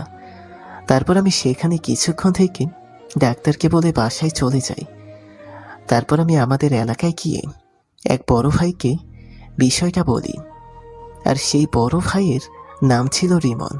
রিমন ভাই ছিল একটা সংগঠনের প্রধান, আর ওনার সংগঠনের কাজ ছিল এলাকা থেকে ইফটিজিং ও ধর্ষণ নির্মূল করা, মেয়েদেরকে সুরক্ষা করা।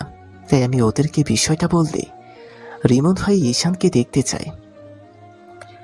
তখন আমি রিমন ভাইকে নিয়ে হাসপাতালে যাই।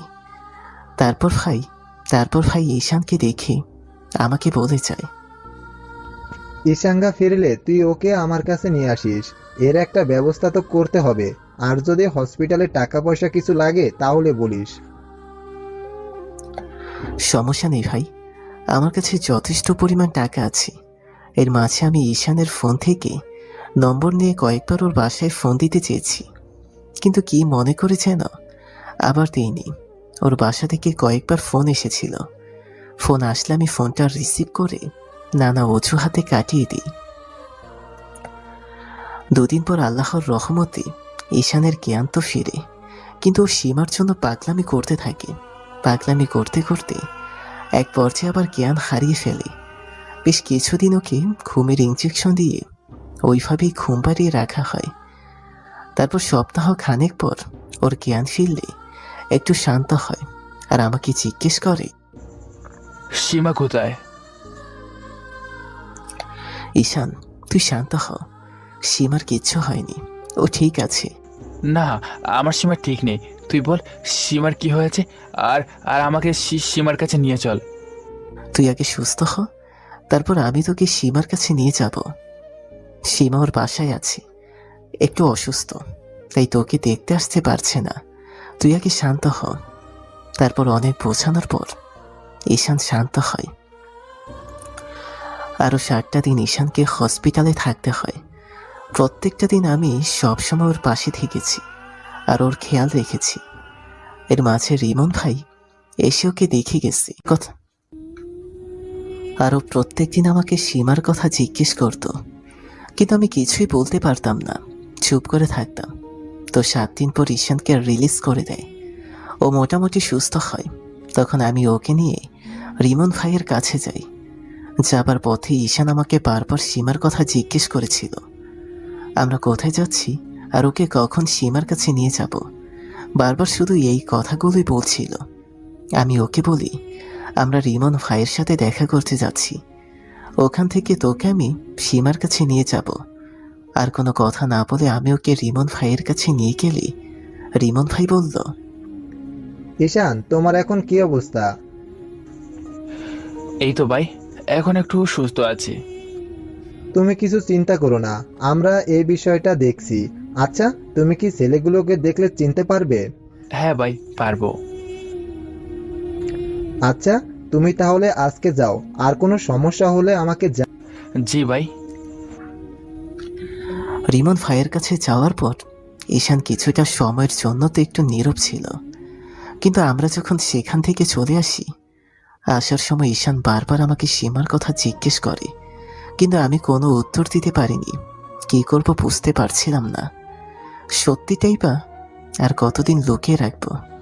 তাই এক প্রকার বাধ্য হয়েই আমি ওকে নিয়ে সীমার কবরের কাছে নিয়ে যাই আর সীমার কবরটা দেখিয়ে দিয়ে বলি, ঈশান দেখ, এইখানে তোর সীমা ঘুমিয়ে আছে। সীমার বেঁচে নেই, কুত্তার বাচ্চাগুলো ওকে মেরে ফেলেছে। আমি তোর সীমাকে বাঁচাতে পারিনি রে। ঈশান কথাটা শুনে কবরের পাশে হাউমাউ করে কান্না করতে থাকে আর বলে, কলিজা, এই কলিজা, উঠো না, দেখো আমি এসেছি। কি হলো, তুমি কথা বলছো না কেন? দেখো তোমার ঈশান তোমার কাছে এসেছে। কলিজা প্লিজ তুমি উঠো আর আমার সাথে একটু কথা বলো। এই কলিজা, তুমি আমাকে একা রেখে চলে গেলে। তুমি না বলেছিলে কখনো আমাকে একা ছেড়ে যাবে না? তাহলে তাহলে কেন স্বার্থপরের মতো কেন আমাকে একা রেখে চলে গেলে? আমি এখন কাকে নিয়ে বাঁচবো, কাকে নিয়ে? সেদিন আমি ওকে থামাইনি, কান্না করতে দিয়েছিলাম। আর কি বলেই বা থামাবো, সেই ভাষাটা আমার জানা ছিল। আমার নিজের চোখ দেখা, আমার নিজের চোখে দেখা ওরা দুজন দুজনকে কতটা ভালোবাসত, আমি সেটা নিজের চোখে দেখেছি। একসময় ঈশান কান্না করতে করতে সেখানেই জ্ঞান হারিয়ে ফেলে। তারপর আমি ওকে ওখানকার কয়েকজনের সাহায্যে ধরাধরি করে একটা সিএনজিতে করে বাসায় নিয়ে আসি। আমার বাসায় এনে বেশ কয়েকদিন ওকে অনেক বোঝাই, কিন্তু ও সারাক্ষণ সীমার জন্য কান্না করত। আমি বুঝতে পারতাম না ওকে কি বলে সান্ত্বনা দিব। আর ভালোবাসার মানুষ হারিয়ে গেলে তাকে কি বলে সান্ত্বনা দেওয়া যায় সে ভাষা আমার জানা ছিল না। দেখতে দেখতে 15টা দিন কেটে যায়। ঈশান এখন আগের থেকে অনেকটা স্বাভাবিক, কিন্তু সীমার প্রতি ওর ভালোবাসাটা এখনো আগের মতোই আছে। এখনও সীমার জন্য কান্না করে। ওর মাঝে একদিন হঠাৎ রিমন ভাইয়ের ফোন আসে, আর উনি বলে ওনারা নাকি কয়েকটা ছেলেকে ধরে এনেছে। ঈশানকে নিয়ে আমি যেন ওনার সাথে দেখা করি। রিমন ভাইয়ের কথা মতো আমি ঈশানকে নিয়ে ওনার সাথে দেখা করি। তখন আমরা খেয়াল করলাম একটা জায়গায় কয়েকটা ছেলেকে বেঁধে রেখেছে ওনারা। ঈশান ছেলেগুলোকে দেখেই চিনে ফেলে আর বলে, ভাই, এই ছেলেগুলি সেদিন আমাকে মেরেছিল, আর আবার সীমাকে। বলে ঈশান কান্না করে দেয়। ঈশানের কথা শুনে রিমন ভাই একটা হকি স্টিক নিয়ে ঈশানের হাতে দেয় আর বলে, ঈশান, যারা তোর সীমাকে মেরে ফেলেছে আর তোকে মেরেছে, নে তাদের নিজ হাতে শাস্তি দে। ঈশান রিমন ভাইয়ের কথায় কান্না করতে থাকে। তখন রিমন ভাই আবার ওকে বলে, কি হলো, নে ধর, আজকে তোর ইচ্ছা মতো ওদের শাস্তি দে। ঈশান তখন রিমন ভাইয়ের হাত থেকে হকি স্টিক নিয়ে ওদেরকে ইচ্ছা মতো মারতে থাকে আর বলতে থাকে, হ্যাঁ রে, আমার সীমা তোদের কি ক্ষতি করেছিল যে তোরা ওকে একেবারে জানে মেরে ফেললি? আমরা তোদের কি ক্ষতি করেছিলাম যে তোরা আমার ভালোবাসার মানুষটাকে আমার কাছ থেকে কেড়ে নিলি?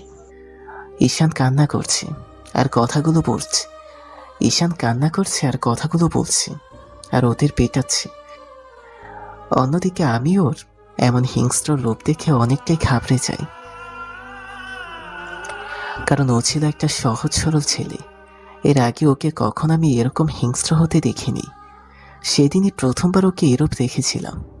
ছেলেগুলো প্রায় আধমরা হয়ে গেছে। তখন আমি আর রিমন ভাই ঈশার কাছে এগিয়ে গেলাম আর ওর মার থামানোর চেষ্টা করলাম, কিন্তু ওকে কিছুতেই আটকানো যাচ্ছে না। তখন 4-5 জন ধরে ওকে শান্ত করলাম। তারপর রিমন ভাই বলল, এই, তোরা ওদেরকে রাস্তায় ফেলে দিয়ে আয়, আর ভবিষ্যতে যেন তোদের এমন কাজ করতে না দেখি। মনে রাখবি, আমি তোদের একটা সুযোগ দিলাম। এর পরে যদি ভুলেও কখনো এমন করিস, তাহলে একেবারে দুনিয়া থেকে বিদায় করে দিব। সময়গুলো কাটতে থাকে। আমি লক্ষ্য করি ঈশান আগের থেকে আরো চুপচাপ হয়ে যাচ্ছে আর সবসময় চুপ করে থাকে আর সীমার কথা ভাবে। এই বিষয়টা আমি রিমন ভাইকে বললে রিমন ভাই ওকে স্বাভাবিক করার চেষ্টা করে। এখন প্রায় সময় ঈশান রিমন ভাইয়ের সাথে থাকে। ঈশান কোথাও যেতে না চাইলে জোর করে নিয়ে যায়। সীমা মারা যাবার পর থেকে ঈশান অনেকটাই এলোমেলো অগোছালো হয়ে পড়ে। তাই একদিন রিমন ভাই ওকে, ঈশান, এভাবে আর কতদিন চলবে বলতো? মানলাম সীমাকে তুই এখনো ভুলতে পারিসনি, এখনো ওকে ভালোবাসিস, কিন্তু এভাবে আর কতদিন? যে মানুষটা পৃথিবীতে নেই তার জন্য কষ্ট পেয়ে সারাটা জীবন বরবাদ করে দেওয়ার কোনো মানেই হয় না। ঈশান তখন রাগী গলায় বলে, এই ভালোবাসাটা আজীবন থেকে যাবে, কখনো শেষ হবে না। সেটা না হয় হলো, কিন্তু তুই এভাবে এলোমেলো অগোছালো থাকিস কেন? তোর বাবার তো কোনো কিছুর কমতি নেই, তারপরও তুই এভাবে থাকিস কেন? তোর এই সহজ সরলতা কেউ কোনো মূল্য দিবে না, উল্টো আরো সবাই এটার ফায়দা উঠাবে। তাই নিজেকে একটু চেঞ্জ কর। রিমন ভাই কথাগুলো বলেই ঈশানের হাত ধরে টানতে টানতে নিয়ে বাইরে বসায়। তারপরে শপিং মলে চলে যায়। ওকে কিছু শপিং করে দিয়ে তারপর পার্লারে নিয়ে গিয়ে চুল আর দাড়িগুলো সুন্দরভাবে কেটে দিয়ে অনেকটা স্টাইলিশ করে দেয়। এই আজকের যে স্মার্ট স্টাইলিশ ঈশানকে দেখছো, ওর এমন হয়েছে একমাত্র রিমন ভাইয়ের কারণে। আপনাদের তো ঈশানের বর্ণনায় দেওয়া হয়নি। আসলে ঈশান দেখতে অনেকটাই সুন্দর, ফর্সা চেহারা, গোলাপি ঠোঁট, চুলগুলো বড়ি করে রাখা, চাপ দাড়িটা সুন্দর করে স্টাইল করে কাটা, চোখ দুটো অনেকটাই মায়াবী, হাতে ব্রেসলেট, হ্যান্ডসাম, গুড লুকিং, আর সব মিলিয়ে একটা ড্রেসিং লুক দিয়ে সবসময় চলাফেরা করে। যে কোনো মেয়েই প্রথম দেখাতে ওর প্রেমে পড়ে যাবে। বলতে গেলে ঈশান কোনো তামিল হিরোদের থেকে কম নয়। এর মাঝে প্রায় 100 প্রপোজ পেয়েছে, কিন্তু কোনোটাই অ্যাকসেপ্ট করেনি। আর সেটার কারণ হয়তো আপনাদের আর বলে দিতে হবে না, কিন্তু কেউ বুঝতে পারবে না ওর ভিতরে এতটা কষ্ট গ্রাস করেছে। এই সবটাই হয়েছে রিমন ভাইয়ের জন্য। এরপর থেকে ও এইভাবে চলাফেরা করে। সীমা মারা যাওয়ার পর থেকে আমি আর ঈশান সবসময় রিমন ভাইয়ের সাথেই থাকতাম। এক প্রকার ওনাদের সংগঠনের সাথে আমরা অনেকটাই ইনভলভ হয়ে গিয়েছিলাম। তাই অন্যায় দেখলে আমরা প্রতিবাদ করতাম। আর ঈশান আর আমার মধ্যে অনেকটা বন্ধুত্ব গড়ে ওঠে। ঈশান যতক্ষণ আমার আর ইমন ভাইয়ের সাথে থাকতো ততক্ষণ ও হাসি খুশি থাকতো, কিন্তু যখন একা থাকতো তখন সীমার স্মৃতিগুলোকে ঘিরে ধরতো, তাই চুপচাপ হয়ে যেত। তো একদিন আমরা আমাদের আড্ডায় বসে আড্ডা দিচ্ছিলাম, তখন রিমন ভাই আমাদের বলল, তোরা সবাই শোন, আমি যদি কখনো না থাকি তাহলে তোরা এই সংগঠনটাকে ভেঙে যেতে দিস না। তোরা একে শক্ত করে আঁকড়ে ধরিস। আর দেশের আনাচে কানাচে যেখানে দর্শন ইফটিজিং হোক না কেন, তোরা তার প্রতিবাদ করিস। সেদিন রিমন ভাইয়ের কথা শুনে আমরা বেশ অবাক হই। তখন আমি ওনাকে জিজ্ঞেস, ভাই কেন, কি হয়েছে, আপনি কোথায় যাবেন, আর আপনি এমনভাবে কথা বলছেন কেন? না, এমনি বললাম আর কি। আর তাছাড়া মানুষ কি সবসময় বেঁচে থাকে নাকি? একদিন না একদিন তো তাকে মরতেই হয়, তাই না? রিমন ভাইয়ের কথার আগাগোড়া আমি সেদিন কিছুই বুঝতে পারিনি।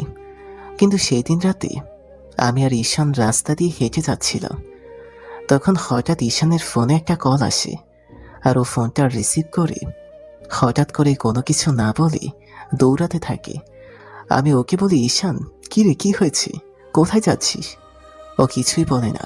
তখন আমি ওর পেছন পেছন দৌড়াতে থাকি। কিছুক্ষণ দৌড়ানোর পর একটা ফাঁকা রাস্তায় এসে দেখি কেউ একজন রাস্তায় মুখ থুবড়ে পড়ে আছে। তখন ঈশান দৌড়ে তার কাছে যায় এবং গিয়ে তার পাশে বসে তার মাথাটা তুলে কোলের উপর নেয়। আমরা দেখতে পাই যে ব্যক্তিটি পড়ে আছে সে আর কেউ নয়, আমাদের রিমন ভাই। ওনার অবস্থা দেখে বুঝতে পারলাম কেউ ধারালো কিছু দিয়ে ওনাকে আঘাত করেছে, যে কারণে ওনার শরীর দিয়ে অনেক রক্ত বেরোচ্ছিল। তখন ঈশান বলে, ভাই, এই ভাই, আপনার কি হয়েছে, আর কি আপনার এমন অবস্থা করলো? একবার শুধু তাদের নামটা বলেন ভাই। রিমন ভাই তখন বাঙ্গা বাঙ্গা কণ্ঠে বলল, সীমাকে যারা মেরেছে তারাই আমাকে মেরেছে। ভাই আমি ওদের কাউকে ছাড়বো না, আর আপনার কিছু হবে না, আপনাকে আমি এখনই হসপিটালে নিয়ে যাব। বলে ঈশান উঠে যেতে নিলে তখন রিমন ভাই ওর হাতটা ধরে আর বলে, আমার হাতে সময় নেই, আমার সময় শেষ। কিন্তু যাবার আগে তোকে একটা কথা বলে যেতে চাই। আমার কথাগুলো তুই রাখবি, বল? জি ভাই, আমি আপনার সব কথা রাখবো, তবু আপনি আমাদের ছেড়ে যাবেন না। ঈশান, তোরা এদেশের কোথাও ইফটিজিং আর ধর্ষণ হতে দিস না।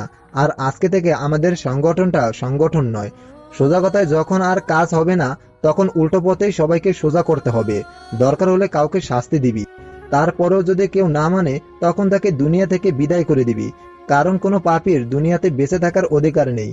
কারণ দর্শন করে কেউ যদি পার পেয়ে যায়, তাহলে অবশ্যই সে পরবর্তীতে আবারও একই কাজ করবে। তাই তোরা কথা দে আমাকে, আজ থেকে আমাদের সংগঠনটা আর কোনো সংগঠন নয়, বরং একটা গ্যাং। আর এই গ্যাংয়ের কাজ হবে সমাজের ওইসব লোকেদের বিরুদ্ধে কাজ করা, যারা মেয়েদের দিকে হিংস্র হায়নাদের চোখে তাকায়, সেসব মানুষরূপী পশুর বিরুদ্ধে। আর আলামিন, আজ থেকে ঈশানী তোদের দলের লিডার। কিরে, তোরা পারবি তো আমার কথাটা রাখতে? হ্যাঁ ভাই, আমরা আমরা আপনার সব কথা রাখবো, কিন্তু প্লিজ আপনি আমাদের ছেড়ে যাবেন না। আলামিন, তাড়াতাড়ি অ্যাম্বুলেন্স ডাক, বাইকে হসপিটালে নিতে হবে। কথাগুলো বলে রিমন ভাই একটা জোরে নিঃশ্বাস নিল, তারপর নীরব হয়ে গেল। কিন্তু ঈশান বারবার বলছে আমাকে অ্যাম্বুলেন্স ডাক দি। তখন আমি ঈশানকে বললাম, ঈশান, রিমন ভাই আর নেই। ভাই, এই ভাই, কথা বলেন প্লিজ। বললাম তো, আমরা আপনার সব সব কথা রাখবো, প্লিজ ভাই চোখ খুলেন। ঈশান, রিমন ভাই আর কথা বলবে না। ঈশান এবার ওনাকে জড়িয়ে ধরে হাউমাউ করে কান্না করে দেয়। ঈশান সেদিন অনেক কান্না করেছিল। সেদিন কি করব বুঝতে পারছিলাম না। সেদিন দ্বিতীয়বারের মতো আমি ঈশানকে কান্না করতে দেখি। কান্না করতে করতে ঈশান বলছিল, ভাই, এই ভাই, আপনি কি আর সীমাকে যারা মেরেছে, আমি ওদের কাউকে ছাড়বো না, কাউকে না। সবাইকে সবাইকে আমি শাস্তি দেব, কঠিন শাস্তি। সেদিনের পর থেকে ঈশান আরো চেঞ্জ হয়ে গেল। আর যেখানেই অন্যায় দেখে সেখানেই প্রতিবাদ করত। তখন থেকেই মারামারি করাটা ওর কাছে একটা মামুলি ব্যাপার হয়ে উঠল। কিছুদিন পর অনেক খোঁজাখুঁজির পর একদিন আমরা সেই ছেলেগুলোর খোঁজ পাই, যে ছেলেগুলো সীমা আর রিমন ভাইকে মেরেছে। তখন সেদিন আমরা প্ল্যান করতে থাকি ওদের মারার জন্য, কিন্তু ঈশান ভাবতে থাকে অন্য কথা। ও আমাদের লুকিয়ে একটা চাপাতি ওর কোমরে গুঁজে নেয়। ওই ছেলেগুলো সব সময় একসাথে থাকতো, আর মেয়েদের ডিস্টার্ব করত, আর প্রায়ই মেয়েদের ধরে নিয়ে গিয়ে ধর্ষণ করত। ছেলেগুলোর বাবা বিত্তশালী হওয়ায় ওদের কেউ কিছু বলতে পারতো না, তাই ওরা যা খুশি তাই করত। সেদিন রাত হলে আমরা ওদের আড্ডায় যাই, আর আমরা আমাদের কিছু ছেলে নিয়ে গিয়ে ওদের অ্যাটাক করি। ওদের সাথে আমাদের তুমুল গন্ডগোল হয়, কিন্তু ঈশান প্রথম গিয়েই ওর কোমর থেকে চাপাতিটা বের করে ওদেরকে এলো পাতারি কোপাতে থাকে। ওরা মোট 5 থেকে 6 জন ছিল। মারামারি এক পর্যায়ে আমি যখন ঈশানের দিকে খেয়াল করলাম, দেখলাম ওর চোখ দুটো লাল হয়ে আছে আর ওর রূপ হিংস্র আকার ধারণ করেছে, যেটা দেখে আমাদের দলের সবাই ভয় পেয়ে যায়। আমরা স্তব্ধ হয়ে যাই। সেদিন সেখানে ঘটনাস্থলেই ঈশান ওদের মেরে ফেলে। কোনো রকমে ওকে শান্ত করে আমরা আমাদের আস্তানায় নিয়ে আসি। তারপর আমি ওকে বলি, ঈশান, এইটা তুই কি করলি? ভাই তো আমাদের ওদের শাস্তি দিতে বলেছিল, কিন্তু তুই ওদের একবারই মেরে ফেললি। হ্যাঁ পেলাম, আর কতবার আমরা ওদের শাস্তি দিয়ে ছেড়ে দেব, আর বারবার ওরা একই কাজ করবে। প্রথমে ওরা আমার কলেজের টুকরো আমার ভালোবাসাটাকে আমার কাছ থেকে কেড়ে নিয়েছে, তারপর আমার বড় ভাইকে আমাদের থেকে কেড়ে নিল। এটা কি ওদের মারার জন্য যথেষ্ট কারণ ছিল না? কিন্তু তাই বলে একেবারে মেরে ফেলবি? হ্যাঁ ফেললাম, আজ থেকে এমনই হবে। কোথাও অন্যায় দেখলে তাকে একেবারে মেরে ফেলবো, শত্রুকে বাঁচিয়ে রাখতে নেই, জানিস তো। সেদিন থেকে সেই কলেজের ভদ্র সভ্য ফার্স্ট বয়টা হয়ে ওঠে হিংস্র বেপরোয়া একজন মাস্তান। তারপর থেকে এলাকার সবাই ওকে ভয় পায়, কিন্তু সবাই জানে ও কারো ক্ষতি করে না, বরং মেয়েদেরকে যারা হ্যারাসমেন্ট করে তাদের বিরুদ্ধেও প্রতিবাদ করে। এর মাঝে আমি ওর বাসায় ওর মা বাবার সাথে কথা বলেছি। ওর বাবা মা ওকে বারবার বাসায় যেতে বলে, কিন্তু ও কিছুতেই বাসায় যাবে না। ওর মা তখন অনেক কান্নাকাটি করে। আমার বিষয়টা অনেক খারাপ লাগে। আমি কোনো মতে ওকে ওর বাসায় নিয়ে যাই। তারপর ঈশানের মা যেটা বলল সেটা শুনে আমি একটু অবাক হলাম, কারণ ঈশান যে এই পথে নেমে গেছে সেটা ওরা কিভাবে জেনে গেল। তখন ওর মা ঈশানের হাত মাথায় রেখে বলে, ঈশান, তুই আমার মাথায় হাত রেখে বল, তুই আর কখনো খুন খারাপি করবি না। কোনো কথা বলে না। ওর মা বারবার বলার পরও যখন কথা বলছিল না, তখন ওর মা একটা কথা বলে, যেটা শুনে ও আর মায়ের কথাটা মেনে নিতে বাধ্য হয়। ঈশান, তুই যদি আজকে আমার মাথায় হাত দিয়ে কথা না দিস যে তুই আর কখনো খুন খারাপি করবি না, তাহলে তুই আমার মরা মুখ দেখবি। ঈশান তখনই ওর মায়ের মাথা থেকে হাতটা সরিয়ে নেয় আর বলে, মা তুমি এসব কি বলছো? আর তুমি কি পাগল হয়ে গেছো? তুমি যখন জেনে গেছো যে আমি কয়েকজনকে মেরে ফেলছি, তাহলে এটাও হয়তো জেনেছো কার জন্য মেরেছি। মা তুমি জানো ওরা আমার শিবাকে আমার কাছ থেকে কেড়ে নিয়েছে, এমনকি রিমন বাইকেও বাঁচতে দেয়নি। এরপরে তুমি আমাকে চুপ করে থাকতে বলবে? হ্যাঁ বলবো। সীমার স্মৃতি আগলে ধরে আর কতদিন এভাবে বাঁচবি? তোর তো একটা ভবিষ্যৎ আছে, তা চিন্তা না করে দিন দিন এভাবে অমানুষে পরিণত হচ্ছিস। ঈশান কোনো কথা বলে না দেখি তখন ওর মা আবার বলে, কি রে, কি হলো? কথা দে, আর কখনো খুন খারাপি করবি না। আচ্ছা ঠিক আছে, আমি কোন খারাপি করা ছেড়ে দেব, কিন্তু একটা কথা মনে রেখো, যারা মেয়েদেরকে উত্ত্যক্ত করবে তাদের কিন্তু আমি ছেড়ে কথা বলবো না। আর প্লিজ একটা কথা মা, আমাকে ওই শোটা ছাড়তে বলো না। বাকিটা যেমন আমি সীমার স্মৃতিগুরু আঁকড়ে ধরে বাঁচতে চাই। ওই শোটাতে থাকলে আমার কাছে মনে হয় সীমা সবসময় আমার সাথে আছে। তাই প্লিজ আমাকে ওই শোটা যেতে বারণ করো না। কথাগুলো বলেই ঈশান সেদিন বাসা থেকে বেরিয়ে যায়। ওর বাবা মা পেছন থেকে ওকে অনেকবার ডাকে, কিন্তু ও ফিরেও তাকায়নি সেদিন। আমিও ওর পেছন পেছন বেরিয়ে আসি। এরপর দীর্ঘ 2.5 বছর যাবৎ আর কোনোদিন ঈশান বাসায় যায়নি। ওর মা অনেক কান্নাকাটি করে, আমাকে বলেছে ওকে নিয়ে যেতে, কিন্তু আমি ওকে আর বাসায় নিয়ে যেতে পারিনি। ওকে যদি জিজ্ঞেস করতাম যে এই শহরে থেকে কি হবে, তুই এই শহরটা ছেড়ে চলে যা অন্য কোথাও, তখন ও বলতো, এই শহরে আমার সীমার স্মৃতি আছে। যখন আমি এখানে সীমার সাথে কাটানো দিনগুলোর কথা মনে করি তখন মনে হয় সীমা সবসময় আমার আশেপাশে আছে। আর ও আমাকে বলছে, ঈশান তুমি আমাকে ছেড়ে কোথাও যেও না, তাই প্লিজ দোস্ত আমাকে এখান থেকে কোথাও চলে যেতে বলিস না। আমি সীমার স্মৃতিগুলো নিয়ে বাকি জীবনটা কাটিয়ে দিতে চাই। তুই কেন বুঝতে চাইছিস না? তোর সীমা আর নেই, মরে গেছে, আর কখনো ফিরে আসবে না। কেন শুধু শুধু নিজের জীবনটাকে বরবাদ করছিস? তখন ঈশান রাগি চোখে আমার দিকে তাকায় আর বলে, চুপ, একদম চুপ, কোনো কথা নয়। হে, সীমার বেঁচে নেই, কিন্তু আমার ভালোবাসাটা ওর জন্য সে আগের মতোই রয়ে গেছে। এই ভালোবাসাটা কখনো ফুরাবে না। তোর যদি ইচ্ছা না হয় তাহলে তুই আমার সাথে থাকিস না, চলে যা। আমি তোকে তো আটকে রাখিনি। আর এইভাবেই একটা ছেলে এলাকার টপ মাস্তান বেপরোয়া হিংস্র হয়ে ওঠে। আস্তে আস্তে ওর পড়ালেখাটা একটা পর্যায়ে নষ্ট হয়ে যায়। আর সেদিনের সেই ক্লাসের ফার্স্ট বয়টা আজকে লাস্ট বয় হয়ে ওঠে।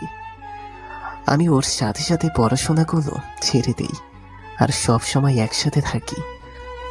আর আমরা দীর্ঘ 3 বছর যাবৎ আমরা একই ক্লাসে পড়ি। আমাদের উদ্দেশ্য হচ্ছে এই শহর আর কলেজ ছাত্র হয়ে থাকা, যাতে করে যারা মেয়েদের উদ্যুক্ত করে, অন্যায় অত্যাচার করে, তাদের বিরুদ্ধে আমরা প্রতিবাদ করতে পারি। এরপর যদি তোমার মনে হয় যে আমার বন্ধু খারাপ, বাজে, একজন মাস্তান, তাহলে ও খারাপ। এখন তুমি ওকে যেটা ভাবতে পারো, তাতে ওর বা আমার কিছু যায় আসে না। তুমি নিজে থেকে ওর বিষয়ে জানতে চেয়েছিলে, আর আমার মনে হয় তোমাকে কথাগুলো বলার দরকার, তাই বললাম। তবে একটা জিনিস ভাবতে অবাক লাগে যে মানুষটা পৃথিবীতেই নেই, সে মানুষটা কি করে কেউ এতটা ভালোবাসতে পারে আর তার স্মৃতিগুলো আঁকড়ে ধরে রাখতে পারে। আজকে ঈশান তার দৃষ্টান্ত। যাই হোক, অনেক কথা বলেছি, তাই আর একটা কথা বলি। তুমি ওকে এতদিন সে জানতে চেয়েছে ঈশান কবে ফিরবে, ঈশান কোথায় গেছে। আলামিনকে বলতে না চাইলেও বাধ্য হয়ে একসময় বলতে হয়েছে।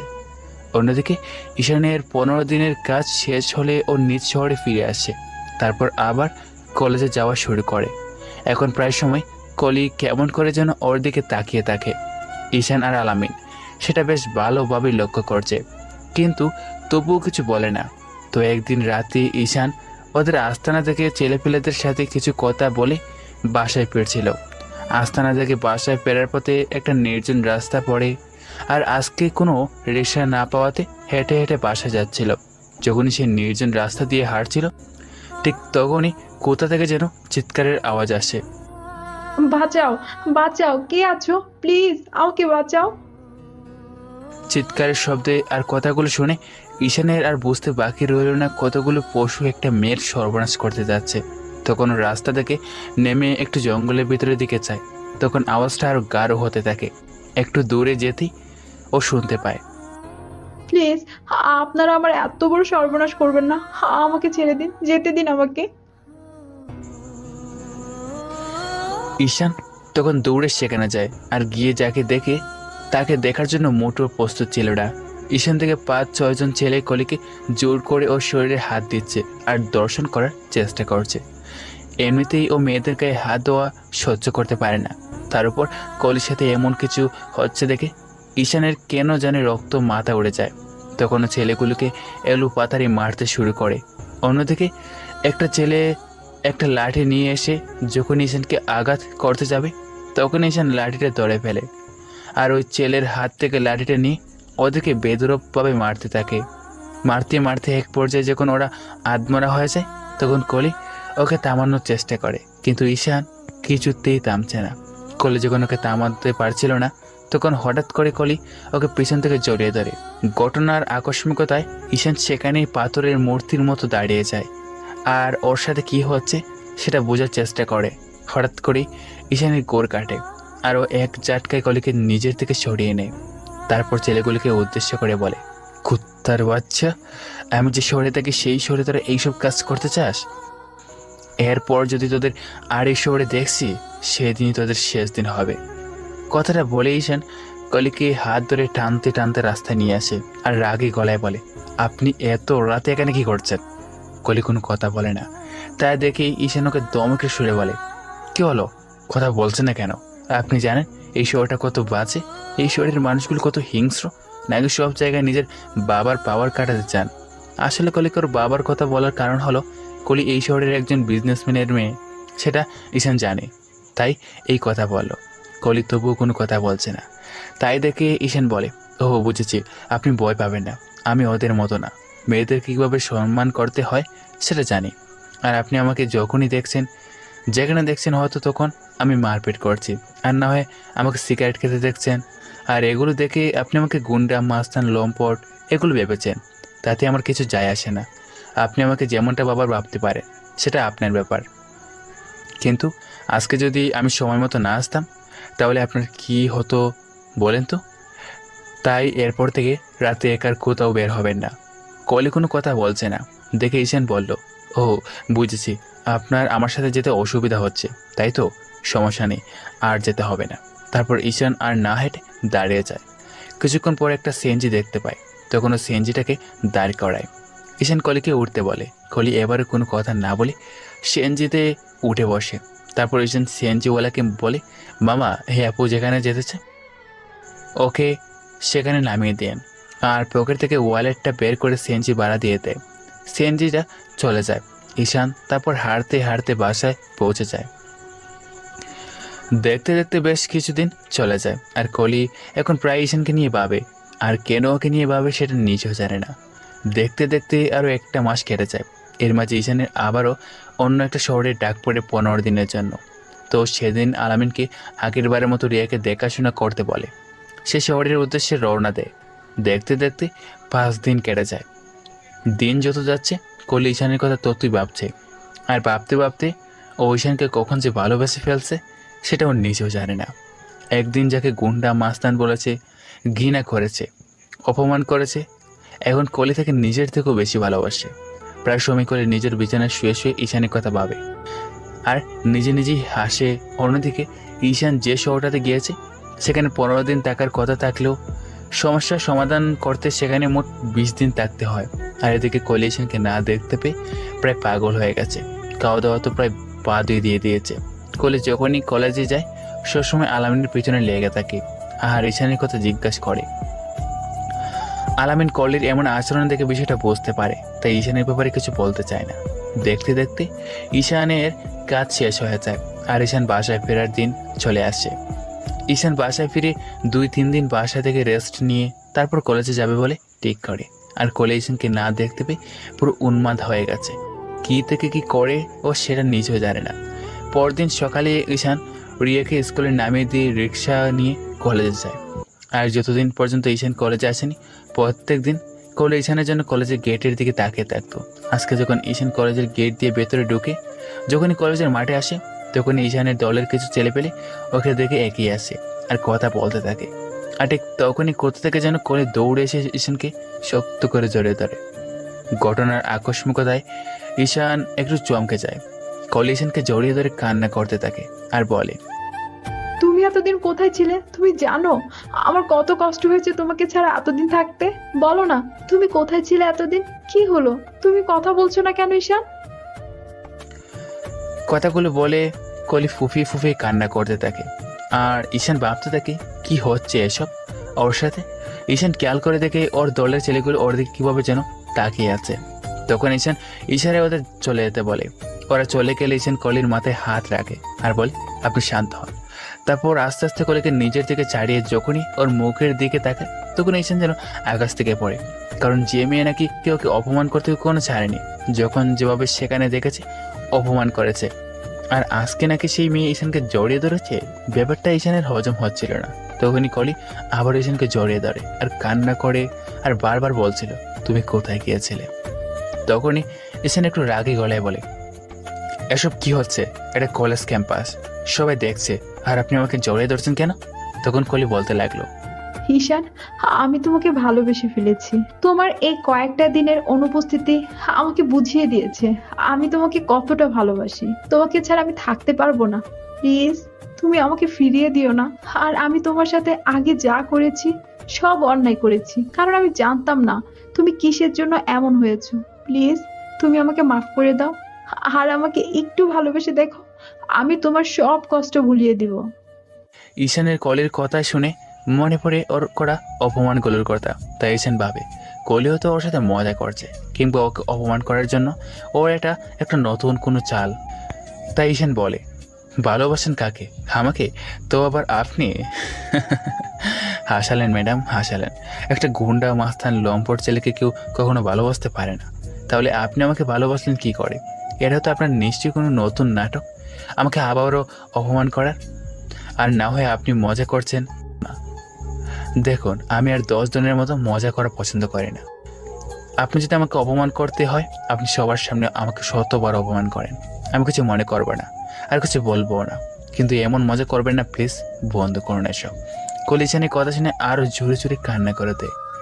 কলি ভাবতেও পারেনি ঈশান এমন কিছু বলবে। কলি জানতো ঈশান ওর উপর রাগ করে আছে, কিন্তু এতটা রাগ করে আছে সেটা কখনো ভাবতে পারেনি। কলি এবার ফুফিয়ে ফুফিয়ে কান্না করতে থাকে আর বলে, ঈশান, আমি তোমাকে সত্যি খুব ভালোবাসি, আর কিভাবে ভালোবেসে ফেলেছি সেটা বলতে পারবো না, কতটা ভালোবাসি তাও বলতে পারবো না, কিন্তু আমি শুধু এইটাই জানি, আমি তোমাকে সত্যি, আমি অনেক অনেক ভালোবাসি। প্রথম প্রথম আমি জানতাম তুমি গুন্ডা মাস্তান লম্পট, কিন্তু এখন আমি জানি তুমি কিসের জন্য এমনটা হয়ে গেছো, আর কিসের জন্যই বা তোমার এই বেপরোয়া স্বভাব। আমি জানি তোমার ভিতরে সুন্দর একটা মন আছে, আর সেই মনটাকে আমি নিজের অজান্তেই ভালোবেসে ফেলেছি। প্লিজ তুমি আমাকে ফিরিয়ে দিও না, আমি তোমাকে ছাড়া থাকতে পারবো না। দেখেন, আপনি এভাবে পাগলামি করবেন না। শুধু শুধু এসব কথা বলে কোনো লাভ হবে না। আপনি আপনার লেভেলের কাউকে খুঁজে নিন। গুন্ডা মাস্তান কাউকে কোনো দিনও ভালোবাসতে পারে না, আর সেটা কখনো সম্ভব নয়। বলেইছেন ক্লাসের দিকে হাঁটা ধরে। তখন পেছন থেকে কলি বলে, ঈশান, আমি তোমাকে সত্যিই ভালোবাসি, কিন্তু তুমি আমার ভালোবাসাটা বুঝতে পারছো না। তবে একদিন তুমি এই ভালোবাসাটা ঠিকই বুঝতে পারবে, যেদিন আমি হারিয়ে যাব তুমি সেদিন ঠিকই বুঝতে পারবে আমি তোমাকে কতটা ভালোবেসেছিলাম। কলির কথাটা শুনে ঈশান থমকে যায়, আর মনে পড়ে যায় সীমার বলা কথা। সীমাও একদিন ওকে ঠিক এভাবেই একই কথা বলেছিল। সীমার কথা মনে পড়তে ঈশানের বুকের ভিতরটা কেমন যেন মোচড় দিয়ে ওঠে। তারপরে ঈশান কলিকে অপেক্ষা করে সেখান থেকে ক্লাসে চলে যায়, কারণ ওর পক্ষে যে আর কাউকে ভালোবাসা সম্ভব নয়। ও চায় না কাউকে নিজের জীবনের সাথে জড়াতে, যেখানে নিজের জীবনটা অনিশ্চয়তার মধ্যে রয়েছে। ঈশান ক্লাসে ঢুকে একটু পর আলামিনের পাশে বসে প্রত্যেক দিনের মতো আজও পেছনের বেঞ্চে গিয়ে বসে ওরা। ক্লাস শুরু হয়। কলি ক্লাসের সবটা সময় পেছনের দিকে বারবার মায়াভরা দৃষ্টি। কলি এখন প্রতি রাতে ঈশানের জন্য কান্না করে, নির্ঘুমভাবে কাটিয়ে দেয়। কলি এটা বুঝতে পারছে ঈশানের মন জুড়ে এখনো সীমার স্মৃতিগুলো রয়েছে, আর এখন ও সীমাকে পাগলের মতো ভালোবাসে। মানুষটা হয়তো নেই, কিন্তু তার স্মৃতিগুলো তো রয়ে গেছে, তাই হয়তো ঈশান ওকে মেনে নিচ্ছে না। অন্যদিকে ঈশান কেন জানি না কলির প্রতি মায়া হতেই থাকে, আর এই মায়া থেকে ওর প্রতি ঈশানের মনে কোণে একটা জায়গা তৈরি হয়, কিন্তু ঈশান সেটা কলিকে বুঝতে দিচ্ছে না। আর ঈশান আলামিনকে জিজ্ঞেস করে বিষয়টা জেনে নিয়েছে যে আলামিন ওকে সব কিছু বলে দিয়েছে। তখন ঈশান আলামিনের উপর একটু রাগ করলেও পরে ভাবে এটা ওকে বলা দরকার ছিল, না হলে ও সারা জীবন আমাকে গুন্ডা মাস্তান ভেবে যেত। তো কলি একদিন ওর বান্ধবীদের সাথে ঈশানের বিষয়টা শেয়ার করে, যদি ওর বান্ধবীগুলো এই ব্যাপারে জানে। কিন্তু ঈশান কীভাবে কলি ওর প্রতি ইমপ্রেস করবে সেটা বুঝতে পারছিল না। কলির এক বান্ধবী ওকে বলে ক্লাসের সবার সামনে ঈশানকে প্রপোজ করতে। সবার সামনে প্রপোজ করলে হয়তো ঈশান ওর কথায় আর না রাজি হয়ে পারবে না, ওকে মেনে নেবে। বান্ধবীদের কথা মতো কলি প্রস্তুতি নিতে থাকে ঈশানকে প্রপোজ করার জন্য। সামনে 14ই ফেব্রুয়ারি, অর্থাৎ ভালোবাসার দিবসের দিন ওকে প্রপোজ করবে বলে ঠিক করে। দেখতে দেখতে 14 ফেব্রুয়ারি দিন চলে আসে। কলি আজকে ঈশানকে প্রপোজ করবে বলে ঈশানের কী কালার পছন্দ, কী অপছন্দ, ওর কী ফুল ওর ভালোবাসে সব আলামিনের কাছ থেকে জেনে নিয়েছে। আলামিন প্রথমে বলতে না চাইলেও কলি কান্নাকাটি থেকে বলতে বাধ্য হয়েছে। আলামিন বেশ বুঝতে পারছে কলি ঈশানকে অনেকটাই ভালোবাসে, আর আলামিনও চাইছে ওর বন্ধুরা যাতে বাকি জীবনটা কাউকে জীবন সাথী করে তার সাথে কাটিয়ে দিতে পারে। আর ওর জন্য একটা ভালোবাসার জায়গা থেকে যেখানে ও সুখ দুঃখের সব কথা বলতে পারবে। হ্যাঁ, এটা ঠিক যে ও সীমার মতো আর কাউকে ভালোবাসতে পারবে না, কিন্তু জীবনে পথ চলতে গেলে তো একজন জীবনসাথী দরকার। আলামিন সে কথাগুলো ভেবে কলিকে সব বুঝিয়ে দেয়। কলি আলামিনের কথা মতো ঈশানের পছন্দের কালো একটি শাড়ি পরে, হাতে ম্যাচিং করা চুড়ি, কপালে ছোটো একটা কালো টিপ, ঠোঁটে হালকা গোলাপি লিপস্টিক, সব মিলিয়ে একটা পরীর মতো লাগছে কলিকে। কলি সেজে গুছে তারপর কলেজে যায়। ঈশানের আজকে একটু আসতে লেট হয়। কলি ওর জন্য অপেক্ষা করতে থাকে। ক্লাসের সবাই চলে এসেছে। আলামিন স্যারকে একটু দেরি করে আসতে বলে, আর স্যারের কী জন্য দেরি করে আসতে হবে সেটা জানতে চায়। তখন ঈশানের কথা বললে স্যার দেরি করে আসবে বলে। এর মাঝে ঈশান ক্লাসের রুমে ঢুকে আর দেখে ক্লাসটা অন্ধকার। ও ক্লাসে ঢুকতে ক্লাসের লাইটগুলো জ্বলে ওঠে আর ওর উপর ফুলগুলো পড়তে থাকে। একটু দূরে কলি দাঁড়িয়ে আছে। ঈশান একটু এগোতে কলি ওর কাছে গিয়ে এগিয়ে আসে আর ওর সামনে হাঁটু কেটে বসে। জানি না আমি তোমাকে কতটা ভালোবাসি, জানি না আমি তোমাকে কিভাবে ভালোবেসে ফেলেছি, জানি না তুমি কিভাবে আমার এই মনে জায়গা করে নিয়েছো। শুধু জানি তুমি আমার, আমি তোমাকে ভালোবাসি। তুমি আমার নিঃশ্বাসে প্রশ্বাসে মিশে আছো। তোমাকে একদিন না দেখলে আমার নিঃশ্বাস নেওয়া অনেক কষ্ট হয়ে যায়। কিভাবে তোমাকে বললে তুমি বুঝতে পারবে আমি তোমাকে কতটা ভালোবাসি তাও জানি না, তবুও বলছি, দেবে কি তুমি আমাকে তোমার হাতটা ধরার একটা বার সুযোগ? বাসবে কি আমাকে একটু ভালো? দিবে কি বাকিটা জীবন পথ চলার মতো সুযোগ তোমার হাতটা ধরে? হ্যাঁ, একটা সুযোগ দাও ঈশান আমাকে, তোমাকে ভালোবাসার। আজকে ক্লাসের সবার সামনে বলছি, আমি তোমাকে সত্যি ভালোবাসি, সত্যি অনেক অনেক ভালোবাসি। I love you, I really love you. কথাগুলো বলি কলি ওর হাতে থাকা গোলাপের তোড়া ঈশানের দিকে এগিয়ে দেয়। ঈশান তখন অবাক হয়ে কলির কথাগুলো শুনছিল। কলির এমনভাবে প্রপোজ করা থেকে ওর মনে পড়ে যায় সীমার কথা। সীমাও একদিন ওকে এইভাবে প্রপোজ করেছিল, কিন্তু ওর প্রপোজটা অ্যাকসেপ্ট করেনি। ঈশান শুধু ভাবছে এই মেয়েটার মধ্যে কি আছে, একদম সীমার মতো হুবহু দেখতে আলাদা হলো। কলির স্বভাব, অভ্যাস, আচার আচরণ, ব্যবহার সব কিছু ওর মতো। আসলে কলি আলামিনের কাছ থেকে এসব কিছু জেনে নিয়েছিল, তাই ওকে ঠিক সীমার মতো প্রপোজ করেছে। হঠাৎ করে ঈশানের গোড় কেটে তখন ঈশান থেকে ওর সামনে কলি হাঁটু গেড়ে বসে আছে আর ফুলগুলো নিতে বলছে। ক্লাসের সবাই ঈশানকে ফুলগুলো নিতে বলে, কিন্তু ঈশান সীমার কথা মনে পড়াতে সেখান থেকে তৎক্ষণাৎ বেরিয়ে যায়। ঈশান বেরিয়ে যাওয়ার সাথে সাথে কলি কান্না ভেঙে পড়ে আর সেখানে নিচে বসে পড়ে। তখন আলামিন ওর কাছে আসে আর বলে, কলি বোন, তুমি আমাকে মাফ করো। আমি মনে করেছিলাম এই একটা মাসে তুমি ঈশানের মনে একটু হলেও জায়গা করে নিতে পেরেছ, কিন্তু আমার ধারণাটা ভুল ছিল। যার মনটাই মরে গেছে তার মনে নতুন করে আর কীভাবে ভালোবাসার ফুল ফুটবে? আমারই ভুল হয়েছে। আমি যদি ওর জীবনের গল্পটা তোমাকে না বলতাম তাহলে হয়তো তুমি ওকে কখনো ভালোবাসতে না। ওকে সারা জীবন একটা খারাপ মানুষ হিসেবেই জানতে। সেটাই ওর জন্য ভালো ছিল। ওঠো বোন, তুমি কান্না করো না। তোমার এই কান্নার মূল্য ও তোমাকে দিবে না। সবাই দেখছে, তুমি বাসায় চলে যাও।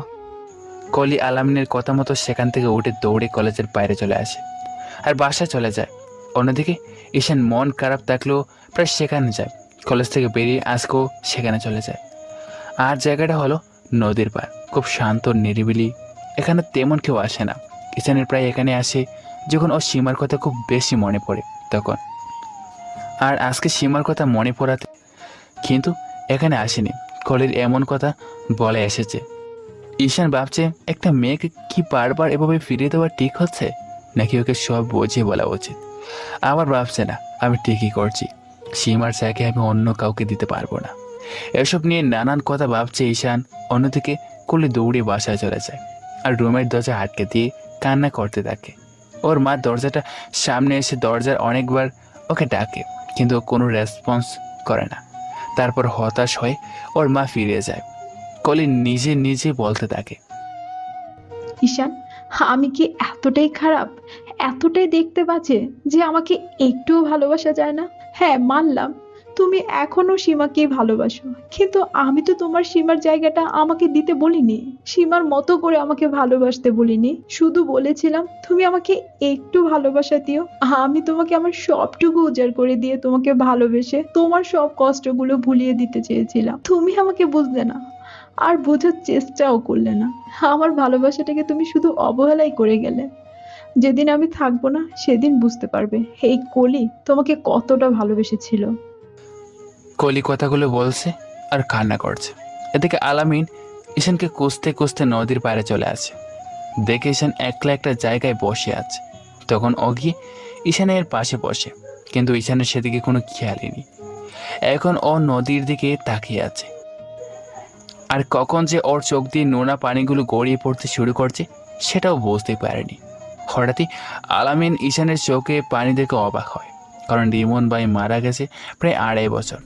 আর এই 2.5 বছরও কখনো ঈশানকে কাঁদতে দেখেনি। প্রথমবার কাঁদতে দেখেছিল যখন সীমার কবরের কাছে গিয়েছিল, দ্বিতীয়বার কেঁদেছিল রিমন ভাই যেদিন আমাদেরকে ছেড়ে চলে গিয়েছিল, আর আজকে তৃতীয়বারের মতো ঈশানকে কান্না করতে দেখেছে আলামিন।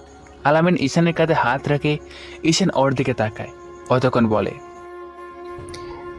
স্ট্রেঞ্জ, তুই কাঁদছিস কেন? তোর তো কিছু হয়নি। যা হবার হয়েছে ওই মেয়েটার। ও তো অনেক বড় একটা ভুল করে ফেলেছে তোকে ভালোবেসে। তোকে ভালোবাসাটাই যে ওর জন্য অন্যায় ছিল।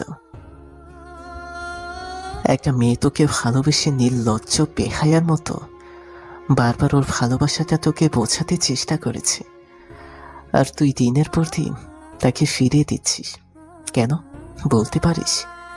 যে মানুষটা নেই তার স্মৃতি আঁকড়ে ধরে বেঁচে আছিস, আর যে মানুষটা তোকে আঁকড়ে ধরে বাঁচতে চাইছে, তোর হাত ধরে সারাটি জীবন চলতে চাইছে, তোকে ভালোবাসতে চাইছে, তুই একটা সুযোগ পর্যন্ত দিচ্ছিস না। তুই তাকে একটা সুযোগ পর্যন্ত দিচ্ছিস না। কি দোষ করেছে গলি? তোকে ভালোবেসে, এটাই ওর সবচেয়ে বড় দোষ। কাউকে ভালোবাসাটা যদি অন্যায় হয়, অপরাধ হয়ে থাকে, তাহলে পৃথিবীর সবচেয়ে বড় অপরাধী হলি তুই। যে মানুষটা আর নেই তাকে তুই এতগুলো বছর ধরে ভালোবেসে যাচ্ছিস, আর যে মানুষটা তোকে আঁকড়ে ধরে বাঁচার স্বপ্ন দেখছে, সারাটা জীবন তোর সাথে কাটাবে বলে মনের মধ্যে একটু একটু করে ইচ্ছা পোষণ করছে, তাকে তুই তাকে বারবার ফিরিয়ে দিচ্ছিস। এটা কিন্তু তুই একদম ঠিক করছিস না। হ্যাঁ, আমি জানি তুই সীমাকে কতটা ভালোবাসিস, কিন্তু আমি বলছি না সীমার জায়গায় কলিকে বসাতে। সীমার জায়গাটা তোর জীবনে যেমন আছে তেমনই থাকবে, যাবে। যেমনটা 3 বছর আগে ছিল, কিন্তু তারপরও কি অন্য কাউকে ভালোবাসা যায় না? দ্বিতীয়বার কিন্তু কাউকে ভালোবাসা যায়। আমি বলবো তুই কলিকে একটা সুযোগ দিয়ে দেখ, একটু ভালোবেসে দেখ। তোর জীবনে যত দুঃখ কষ্ট আছে সবকিছু ভুলে যাবি। আলামিন এবার কথাগুলো বলতে বলতে নিজে কান্না করে দেয়। তোকে যে এইভাবে দেখতে আমার নিজেরও খারাপ লাগে, কারণ ওকে সীমার জায়গায় কলিকে দিতে বলছি না, কিন্তু মেয়েটাকে একটু ভালোবেসে দেখ। ও তোকে কখনো কষ্ট পেতে দেবে না। সবকিছু জানার পরও তোর মুখে এ কথা মানে না। তুই তো জানিস কিসের মধ্যে দিয়ে আমাকে চলতে হয়। যে কোনো দিন দেখবি আমি মোহিত নেই, তখন ওর কি হবে? ও কি আমার মতো কষ্ট সহ্য করে বেঁচে থাকতে পারবে? পারবে না। তাই তুই আর এই বিষয় নিয়ে কথা বলিস না। আলামিন ঈশানের কথা রেগে যায় আর বলে, তোর যা ভালো মনে হয় তুই তাই কর, আমি তোকে কিচ্ছু বলবো না। কিন্তু তোর জন্য যদি মেয়েটার কিছু একটা করে বসে, তাহলে তুই নিজেকে কোনোদিন ক্ষমা করতে পারবি? ঈশান, আমি জানতাম তোর মনটা অনেক বড়, কিন্তু আজ জানতে পারলাম। ঈশান, আমি জানতাম তোর মনটা অনেক বড়, কিন্তু আজ জানতে পারলাম এই স্বার্থপর দুনিয়ার মতো তোর মনটা অনেক স্বার্থপর হয়ে গেছে। কথাগুলো বলে আলামিন আর সেখানে দাঁড়ায় না, উঠে চলে যায়। অন্যদিকে ঈশান নদীর দিকে তাকিয়ে ভাবে, এখন আমার কি করা দরকার? আমি কি কলিকে মেনে নিব, নাকি বাকিটা জীবন সীমার স্মৃতি আঁকড়ে ধরে বেঁচে থাকবো, না আমার এই শহর ছেড়ে চলে যাওয়া উচিত? না না, এই শহর ছেড়ে চলে গেলে সীমা যে বড্ড কষ্ট পাবে। সেদিনের মতো ঈশান কোনো রকমের বাসা চলে আসে, দুপুরে না খেয়ে শুয়ে পড়ে। দেখতে দেখতে চোখ দুটো লেগে যায়। হঠাৎ করে কে যেন ঈশানকে ডাকছে। ঈশান, এই ঈশান। ঘুম ঘুম চোখে ঈশান সামনের দিকে ছেড়ে দেখে সাদা একটা শাড়ি পরে সীমা দাঁড়িয়ে আছে আর ওকে ডাকছে। সীমা, তুমি? হ্যাঁ আমি। তুমি কি ভাবছো আমি মরে গিয়ে ভালো আছি? না, আমি ভালো নেই। তোমাকে এভাবে কষ্ট পেতে দেখে আমার যে বড্ড কষ্ট হয় কলিজা। তুমি কলিকে মেনে নাও, ওকে একটু ভালোবেসে দেখো, দেখবে ও তোমাকে ভালোবাসা দিয়ে সব কষ্ট ভুলিয়ে দেবে। প্লিজ তুমি ওকে মেনে নাও। সীমা, তুমি এসব কি বলছো? এটা কখনো সম্ভব নয়। আমি তোমার জায়গাটা কাউকে দিতে পারবো না। ঈশান দেখো, আমি তোমাকে আমার জায়গাটা ওকে দিতে বলছি না। আমার জায়গাটা তোমার বুকের এক পাশে রেখে বুকের অন্য পাশটায় তুমি কলিকে একটু জায়গা দাও। মেয়েটা যে তোমাকে বড্ড বেশি ভালোবাসে। আমি তোমাকে এভাবে দেখে শান্তিতে থাকতে পারছি না। আমার যে অনেক কষ্ট হয় তোমার এমন কষ্টে থাকতে দেখে। তুমি প্লিজ কলিকে মেনে নাও। তুমি যদি কলিকে না মেনে নাও তাহলে আমি কিন্তু অনেক কষ্ট পাবো। আর আমি জানি আমি কষ্ট পাই এমন কাজ তুমি কখনোই করবে না।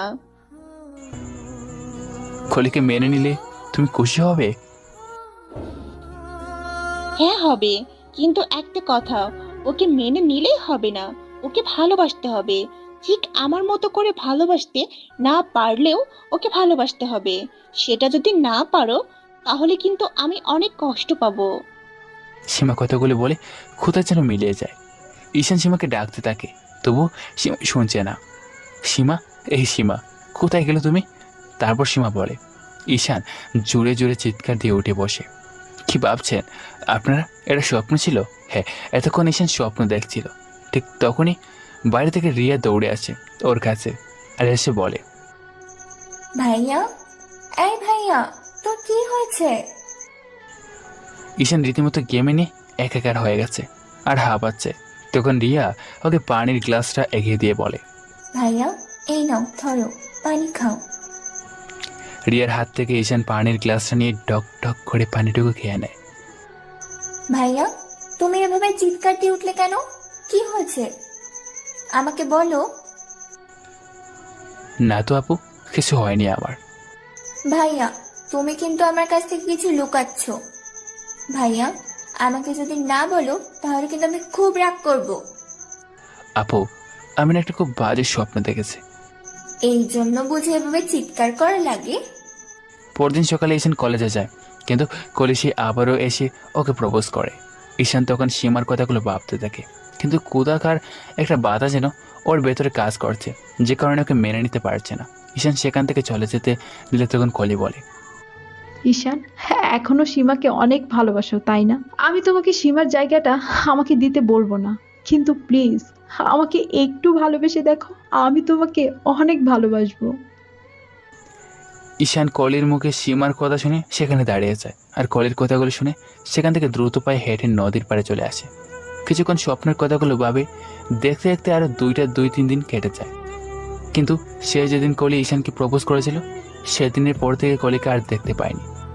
কলিকে না দেখতে পেয়ে ওর ভিতর কেমন যেন একটা অস্থিরতা কাজ করছে। ঈশান বুঝতে পারে যে ও কলিকে ভালোবেসে ফেলছে। তাই ঈশান ঠিক করে কলি কলেজে আসলেই ওকে মেনে নেবে। কিন্তু 3-4 দিন চলে যায়, কলি আর কলেজে আসে না। 5ম দিনের মাথায় ঈশান কলের জন্য অপেক্ষা করতে থাকে, ভাবে আজকে কলি আসলেই ওকে বলে দেবে যে ও কলিকে ভালোবাসে আর ওকে কষ্ট দেবে না। ঈশান একটা গাছের নিচে বসে কলির জন্য অপেক্ষা করে, আর এরই মাঝে আলামিন আসে আর ওর পাশে আর খেয়াল করে। আজকে ঈশানের মুখে একটু হাসি হাসি, তা দেখেও বলে।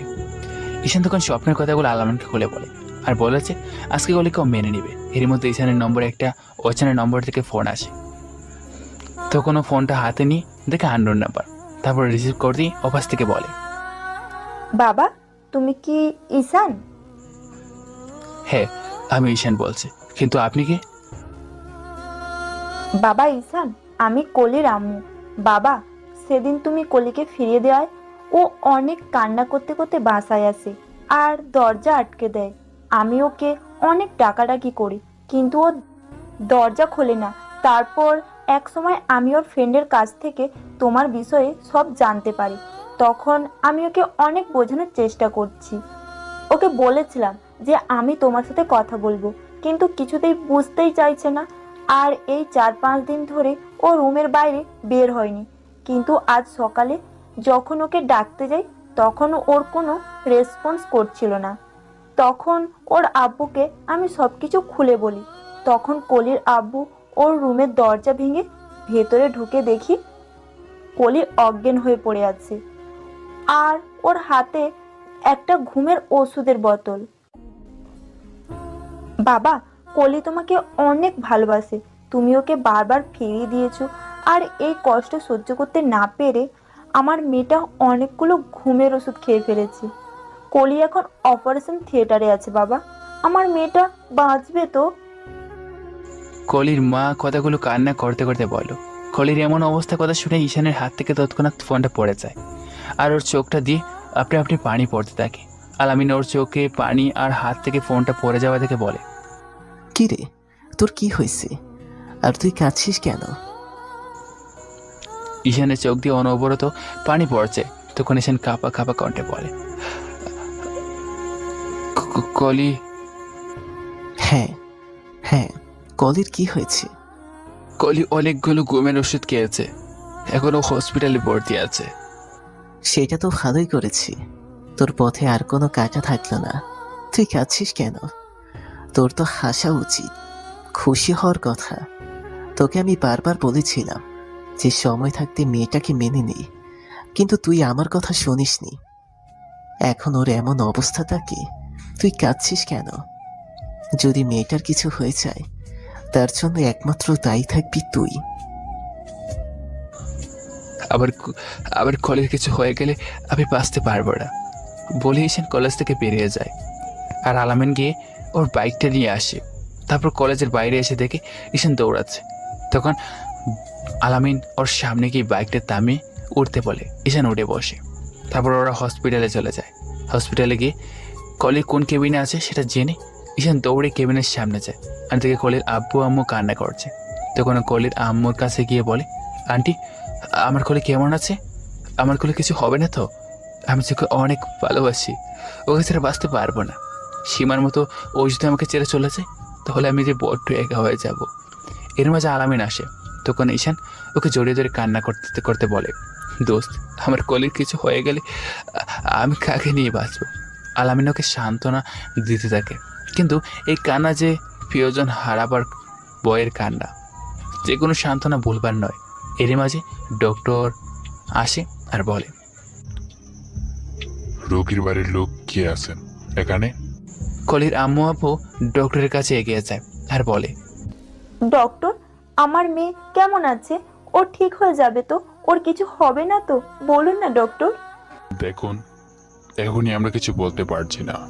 উনি একসঙ্গে অনেকগুলো ঘুমের ওষুধ খেয়ে ফেলছেন, সেগুলো তো আমরা ওয়াশ করে বের করে ফেলছি, কিন্তু ওনার জ্ঞান কখন ফিরবে সেটা বলতে পারবো না। বাকিটা আল্লাহর হাতে, আপনারা আল্লাহকে ডাকুন। কথাটা শুনে কলির আব্বু আম্মু একটু জোরে কান্না করে দেয়। আর ঈশান তো কলির এমন অবস্থা শোনার পর থেকে কান্না করে যাচ্ছে। ডাক্তারের কথা শুনে ঈশানের কান্নাটা যেন আরও বেড়ে গেল। হসপিটাল যেন এক প্রকার কান্নার রোল পড়ে গেল। হসপিটালে এদিক ওদিক যে যেখানে ছিল সবাই এসে ওদের তিনজনের কান্না করে দেখছে। ঈশানের এমন কান্না করা দেখে আলামিনের চোখে পানি চলে এসেছে। আলামিন ওকে কী বলে সান্ত্বনা দেবে যে ভাষা ওর জানা নেই। ঈশান তখন বলে,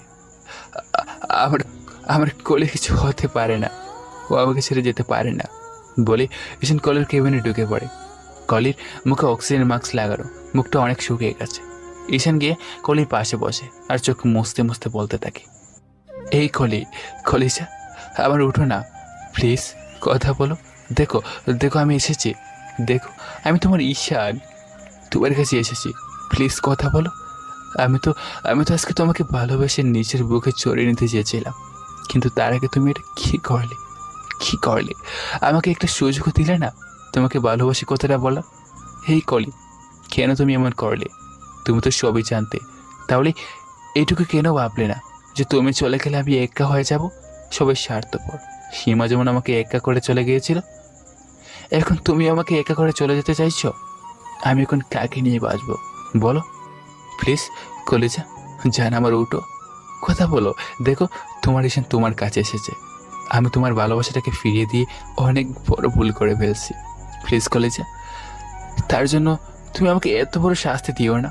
আমি যে তোমাকে ছাড়া বেঁচে থাকতেও মরে যাব। প্লিজ উঠো না, তোমার কিছু হলে আমি যে আর সহ্য করতে পারবো না। প্লিজ প্লিজ কথা বলো। ঈশান এবার কলির একটা হাত দুই হাতে মুঠো করে নিজের কপাল টেকিয়ে পাগলের মতো হাওমা করে কান্না করতে থাকে, কিন্তু কলি তবুও কোনো কথা বলছে না। আপনারা কি ভাবছেন সীমার মতো কলি ঈশানকে ছেড়ে চলে যাবে? একটা ভালোবাসার গল্প শেষ পর্যন্ত অসমাপ্তি থেকে যাবে? না রে ভাই, আমরা রাইটার বলে কি আমাদের কোনো ফিলিংস নেই? আমাদের তো মন বলে কিছু একটা আছে। এত স্বার্থপর আমরা নই যে একটা ভালোবাসার গল্পকে অসমাপ্ত করে রেখে দেব। এরপর কি হয় দেখুন। এবার ঈশান মাথা তুলে আবার বলতে থাকে, কলি, এই কলি, প্লিজ কলিজা, আমার উপর রাগ করে দেখো না। একবার চোখ খুলো, তাকাও আমার দিকে, আমার সাথে কথা বলো। তুমি না থাকলে আমাকে ভালোবাসি কথাটা বারবার কে বলবে বলো? তোমার এই কয়দিনের অনুপস্থিতিতে আমি যে বুঝতে পেরেছি আমি তোমাকে অনেকটাই ভালোবাসি ফেলছি। প্লিজ তুমি আমাকে ছেড়ে যেও না, আমার নিঃশ্বাস নিতে অনেক কষ্ট হচ্ছে, আমি কিন্তু মরে যাব। প্লিজ তুমি আমার সাথে এমনটা করো না। ঈশান কথাগুলো বলছে আর কান্না করছে। এরই মধ্যে তাহলে এতদিন কষ্ট দিলে কেন? ঈশান কথাটা শুনে মনে করেছিল ওর মনের ভুল, তাই ও কলির মুখের দিকে তাকায়, কিন্তু দেখে কলি সে আগের মতোই চোখ বন্ধ করে শুয়ে আছে। এবার কলি যখন আবার বলল, এতই যখন ভালোবাসো তাহলে আগে বলনি কেন? আর এতদিন কষ্টই বা দিলে কেন? কথাটা বলে কলি ঈশানের দিকে তাকায়। কলির চোখেও ঈশানের কান্না দেখে প্রায় প্রাণে চলে এসেছে। প্রাণীতে চোখ দুটো টলমল করছে। ঈশান কলির চোখ খুলে দেখে উঠে বসে কলিকে চাপতে জড়িয়ে ধরে আর বলে, এই কলিসা, তুমি আমার সাথে এমন কেয়ারও করলে? জানো আমি কতটা ভয় পেয়ে গেছিলাম। তোমার কিছু হয়ে গেলে আমার কি হতো? এতই যখন ভালোবাসো তাহলে এতদিন ফিরিয়ে দিয়েছো কেন? এতদিন ফিরিয়ে দিয়েছি কারণ ভয়ের শঙ্কায় আমার ভিতর সবসময় একটা ভয় কাজ করে, যদি শিবার মতো আমি তোমাকে হারিয়ে ফেলি। তাই তো তোমাকে ভালো না বেসে বারবার দূরে দিয়েছি, কিন্তু শেষ পর্যন্ত তোমাকে ভালো না বেসে থাকতে পারিনি। আর তুমি একবার আমার কথাটা চিন্তা করলে না? কেন কেন আমারটা করলে বলো বলো আমায়? আমি মনে করেছিলাম তুমি আমাকে কখনোই মেনে নেবে না, তাই মরতে চেয়েছিলাম। ভেবেছিলাম আমি তো তোমার পথের কাঁটা, আমি সরে গেলে তোমাকে ভালোবাসি বলার মতো আর কেউ থাকবে না, তখন তুমি শান্তিতেই থাকতে পারবে। কলি কথাটা বলতে ঈশান ওর হাত দিয়ে কলির মুখটা বন্ধ করে দিয়ে বলে, মরার কথা আর কখনো বলবে না। আজকে তোমার যদি কিছু হয়েছে তো তাহলে আমি নিজেকে শেষ করে দিতাম। কথাটা বলতে কলি ঈশানের মুখে হাত দিয়ে মুখটা বন্ধ করে দিয়ে বলে, অনেক হয়েছে মান অভিমানের পালা, এখন আমাকে একটু আদর করো। অনেক দিন হলো তোমার কাছ থেকে আদর পাওয়ার জন্য এই মনটা ব্যাকুল হয়ে আছে। কলি কথাটা বলতে দেরি হলেও ঈশানের সাথে সাথে কলির মুখের দুই পাশে হাত দিয়ে ওর গালে, কপালে, নাকে, টুটে, গলায় সব জায়গায় পাগলের মতো চুমু দিতে লাগলো। এজন এক অমূল্য দনকে পেয়েছে ঈশা। অমূল্য দন বলেও কম হবে, ভালোবাসাকে ফিরিয়ে পাওয়া কি আর কম কথা নাকি? আচ্ছা, আপনারা হয়তো ভাবছেন যে ডক্টর যে কথা বলছিল তাতে কলির এত তাড়াতাড়ি জ্ঞান ফেরার কথা না, তাহলে ওর জ্ঞানটা এত তাড়াতাড়ি ফিরল কি করে? তাহলে শুনুন, কলি গুমর ওষুধ খেয়েছিল ঠিকই, কিন্তু এর কার্যকারিতা শুরু হওয়ার আগেই ওর আব্বা আম্মুকে হাসপাতালে নিয়ে আসে আর দ্রুত ওয়াশ করে বের করে ফেলায়। তেমন কোনো ক্ষতি হয়নি। ওয়াশ করার পরই কলির জ্ঞান ফিরে আসে। তখন ডাক্তার ওর জ্ঞান ফেরার কথাটা ওর আব্বু আম্মুকে বলতে চাইলে কলি তখন ডক্টরকে বারণ করে, কারণ ও জানতো ওর এমন অবস্থার কথা শুনে ঈশান এখানে আসবেই। তাই কলি ডক্টরকে বাধা দিয়ে বলতে বারণ করে। উনি যেন বাইরে গিয়ে বলে ওর অবস্থা তেমন ভালো না, এতে করে ঈশান একটু কষ্ট দিতে পারবে আর জানতেও পারবে ঈশান ওকে ভালোবাসে কিনা। আর ঈশান যে ওকে এতদিন কষ্ট দিয়েছে সেটার প্রতিশোধও নেওয়া হয়ে যাবে। তখন ডক্টর গিয়ে কলির শেখানো কথাগুলো বললে কি হলো সেটা তো আপনারা জানেনই। এর মাঝে কলির আম্মু কেবিনে ঢুকতে গেলে ঈশানকেও আশার শব্দ পেয়ে কলিকে ছেড়ে দিতে চায়, কিন্তু কলি ঈশানকে এমনভাবে জড়িয়ে ধরে রেখেছে মনে হচ্ছে কোনো বাচ্চা ভয় পেয়ে তার মাকে আঁকড়ে ধরে আছে। কলি, ছাড়ো, কে যেন কেবিনে আসছে। কলি কথাটা বলে ঈশানকে আরো শক্ত করে জড়িয়ে ধরে। ঈশান বলছে, এই কলেজা প্লিজ ছাড়ো, দেখো কে যেন কেবিনে আসছে, ওরা চলে গেলে না হয় আবার জড়িয়ে ধরো, প্লিজ এখন ছাড়ো। কিন্তু কলি কিছুতেই ওকে ছাড়ছে না। কলির আব্বু আম্মু কেবিনে ঢুকে থেকে কলির জ্ঞান পেয়েছে। তখন কলির আম্মু বলে, মা, তোর জ্ঞান ফিরেছে? আব্বু আম্মু তোমরা এখন যাও তো প্লিজ, ডিস্টার্ব করো না আমাকে, আমার কলেজের বুকে একটু থাকতে দাও।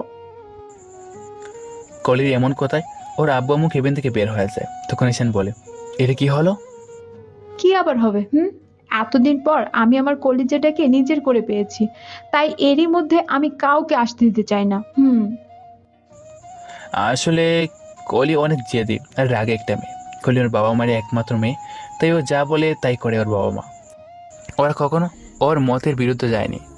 এরই মধ্যে রহিমা কালার সাথে রিয়া হসপিটালে চলে আসে। রিয়া ঈশানকে ডাকতে ডাকতে কেবিনে ঢুকে যায়। ভাইয়া, এই ভাইয়া, কোথায় তুমি? রিয়া কথাটা বলি কেবিনে ঢুকে যায়, আর দেখে ঈশান কলিকে জড়িয়ে ধরে রেখেছে।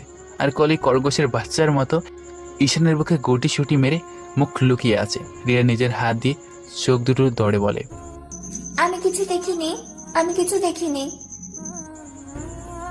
তখন ঈশান বলে, এই পিচ্ছি পাকা বুড়ি, এদিকে আসো। রিয়া ওর কাছে আসে। তখন ঈশান ওর কান টেনে দিয়ে বলে, বেশি পাকা পাকা কথা শিখে গেছো তাই না? ভাইয়া, এটা কিন্তু মোটেও ঠিক হচ্ছে না। ভাবিকে পেয়ে আমাকে ভুলে গেছো। কলি তখন মাথা তুলে রিয়া দিকে তাকায় আর ওকে ডাকে বলে, আপু তুমি এদিকে আসো। রিয়া কলির কাছে আসলো। কলি এক হাতে ওকে জড়িয়ে নেয় আর বলে, আমার মিষ্টি আপুটা। ভাবি, আমি কিন্তু আলমিন ভাইয়ের কাছ থেকে সব শুনেছি। তুমি আমার ভাইয়াটাকে অনেক কাঁদিয়েছো, আর এর জন্য কিন্তু তোমাকে অনেক বড় শাস্তি পেতে হবে। কলি রিয়ার এমন পাকা পাকা কথা শুনে পিক করে হেসে ফেলে। তারপর ওর গাল টেনে দিয়ে বলে, ও মা, তাই তো কি শাস্তি শুনি? শাস্তিটা হলো এই সপ্তাহের ভিতরে তোমাকে আমার ভাবি হয়ে আমাদের বাসায় যেতে হবে, আর আমার ভাইয়াকে কখনো কষ্ট দেওয়া যাবে না। আমি শাস্তিটা মেনে নিলাম আপু। কলি এবার তো অন্তত প্লিজ কলেজে। কেন, কোথায় যাবে? আমি তোমাকে জড়িয়ে ধরেছি বলে তোমার বুঝি ভালো লাগছে না? আমি একবার বলছি সে কথা। আর আমি আমাদের বিয়ের বিষয়ে তোমার আব্বু আমার সাথে কথা বলতে যাব। আমি তোমাকে আজকে আমার বাসায় নিয়ে যেতে চাই বলেছেন। কলিকে ছেড়ে বাইরে চলে আসে কলির আব্বু আম্মুর সাথে কথা বলার জন্য। ওনাদের সামনে এসে ঈশান বলে, আঙ্কেল আন্টি, আমি আপনাদের কাছে প্রথমেই মাফ চেয়ে নিচ্ছি। আজকে কলির এই অবস্থার জন্য একমাত্র আমি দায়ী। না বাবা, এসব তুমি কি বলছো? এটা হয়তো আমাদের ভাগ্যে ছিল, তাই এমনটা হয়েছে। তবে বাবা, একটা কথা কি জানো? আজকে আমার মেয়েটার যদি কিছু হয়ে যেত তাহলে আমার বড্ড একা হয়ে যেতাম। ও ছাড়া যে আমাদের আর কেউ নেই। তুমি প্লিজ ওকে মেনে নাও। কলির আব্বু হাত জোর করে ঈশানকে কথা বলে। তখন ঈশান বলে, আঙ্কেল আপনারা সব কি করছেন? আর আমি ওকে এমনিতেই মেনে নিয়েছি, কারণ আমি ওকে ভালোবাসি। আঙ্কেল আন্টি, আমি আপনাদেরকে মেয়েকে ও রাস্তা থেকে করিয়ে এনেছি, আর ওকে নিজের বোন হিসেবে নিজের কাছে রেখেছি। আর বউয়ের কথা বলতে কোনো রিয়েক্ট করলো না, কারণ এই জন্যই যে মা যখনই ওকে ফোন করতো তখনই উনি কান্না করে ঈশানকে বাসায় ফিরে যেতে বলতো, আর একটা বিয়ে করে সব কিছু আবার নতুন করে শুরু করার কথা বলতো। কিন্তু ঈশান তো বেপরোয়া, সে কারো কথা শুনবে না। আজকে ওর বাবা মা যখন শুনলো যে তাদের ছেলে বউ নিয়ে গড়ে ফিরেছে, তখন তাদের খুশি আর কে দেখে। ঈশানের বাবা মাও কলির বাবা মায়ের মতো ছেলের কথাকেই সব সময় প্রাধান্য দেয়, কারণ একমাত্র ছেলে যাদের টাকা পয়সা তো কমতে নেই, শুধু সুখটাই ছিল না। ছেলেটা বাসায় ফিরে গেলে তাদের সংসারটা সুখে শান্তিতে পড়ে যাবে। ঈশান কলিকে উদ্দেশ্য করে বলে, তো কলিজা, তুমি কি তোমার শ্বশুর বাড়ি যাওয়ার জন্য প্রস্তুত? রিয়া আপু, তুমি তোমার আব্বু আম্মুর কাছে যাওয়ার জন্য তৈরি তো? রিয়া মাথা নাড়িয়ে হেসে চোখ উত্তর দেয়। আর কলি ঈশানের কথায় অবাক হয়ে বলে, মানে? ঈশান এতক্ষণ আমি কাকে কি বললাম? ওকে ঠিক আছে, তোমার বুঝতে হবে না বলে ঈশান কলির কাছে গিয়ে ওকে হঠাৎ করে কোলে তুলে নিল আর বাইরে যাওয়ার জন্য হাঁটতে লাগলো।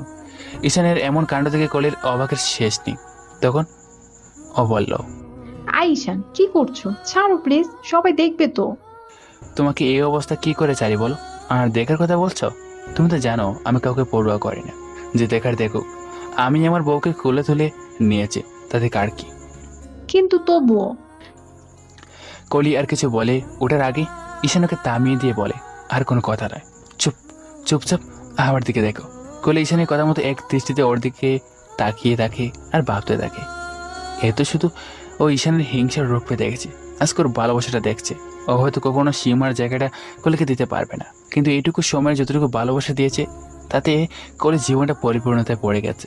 ঈশান কলিকে নিয়ে এইভাবে হাঁটতে হাঁটতে হসপিটাল থেকে বেরিয়ে যায়। পিছনে পিছনে ওর বাবা মা হসপিটাল থেকে বেরায়, আর তখনই একটা গাড়ি এসে ওদের সামনে থামে।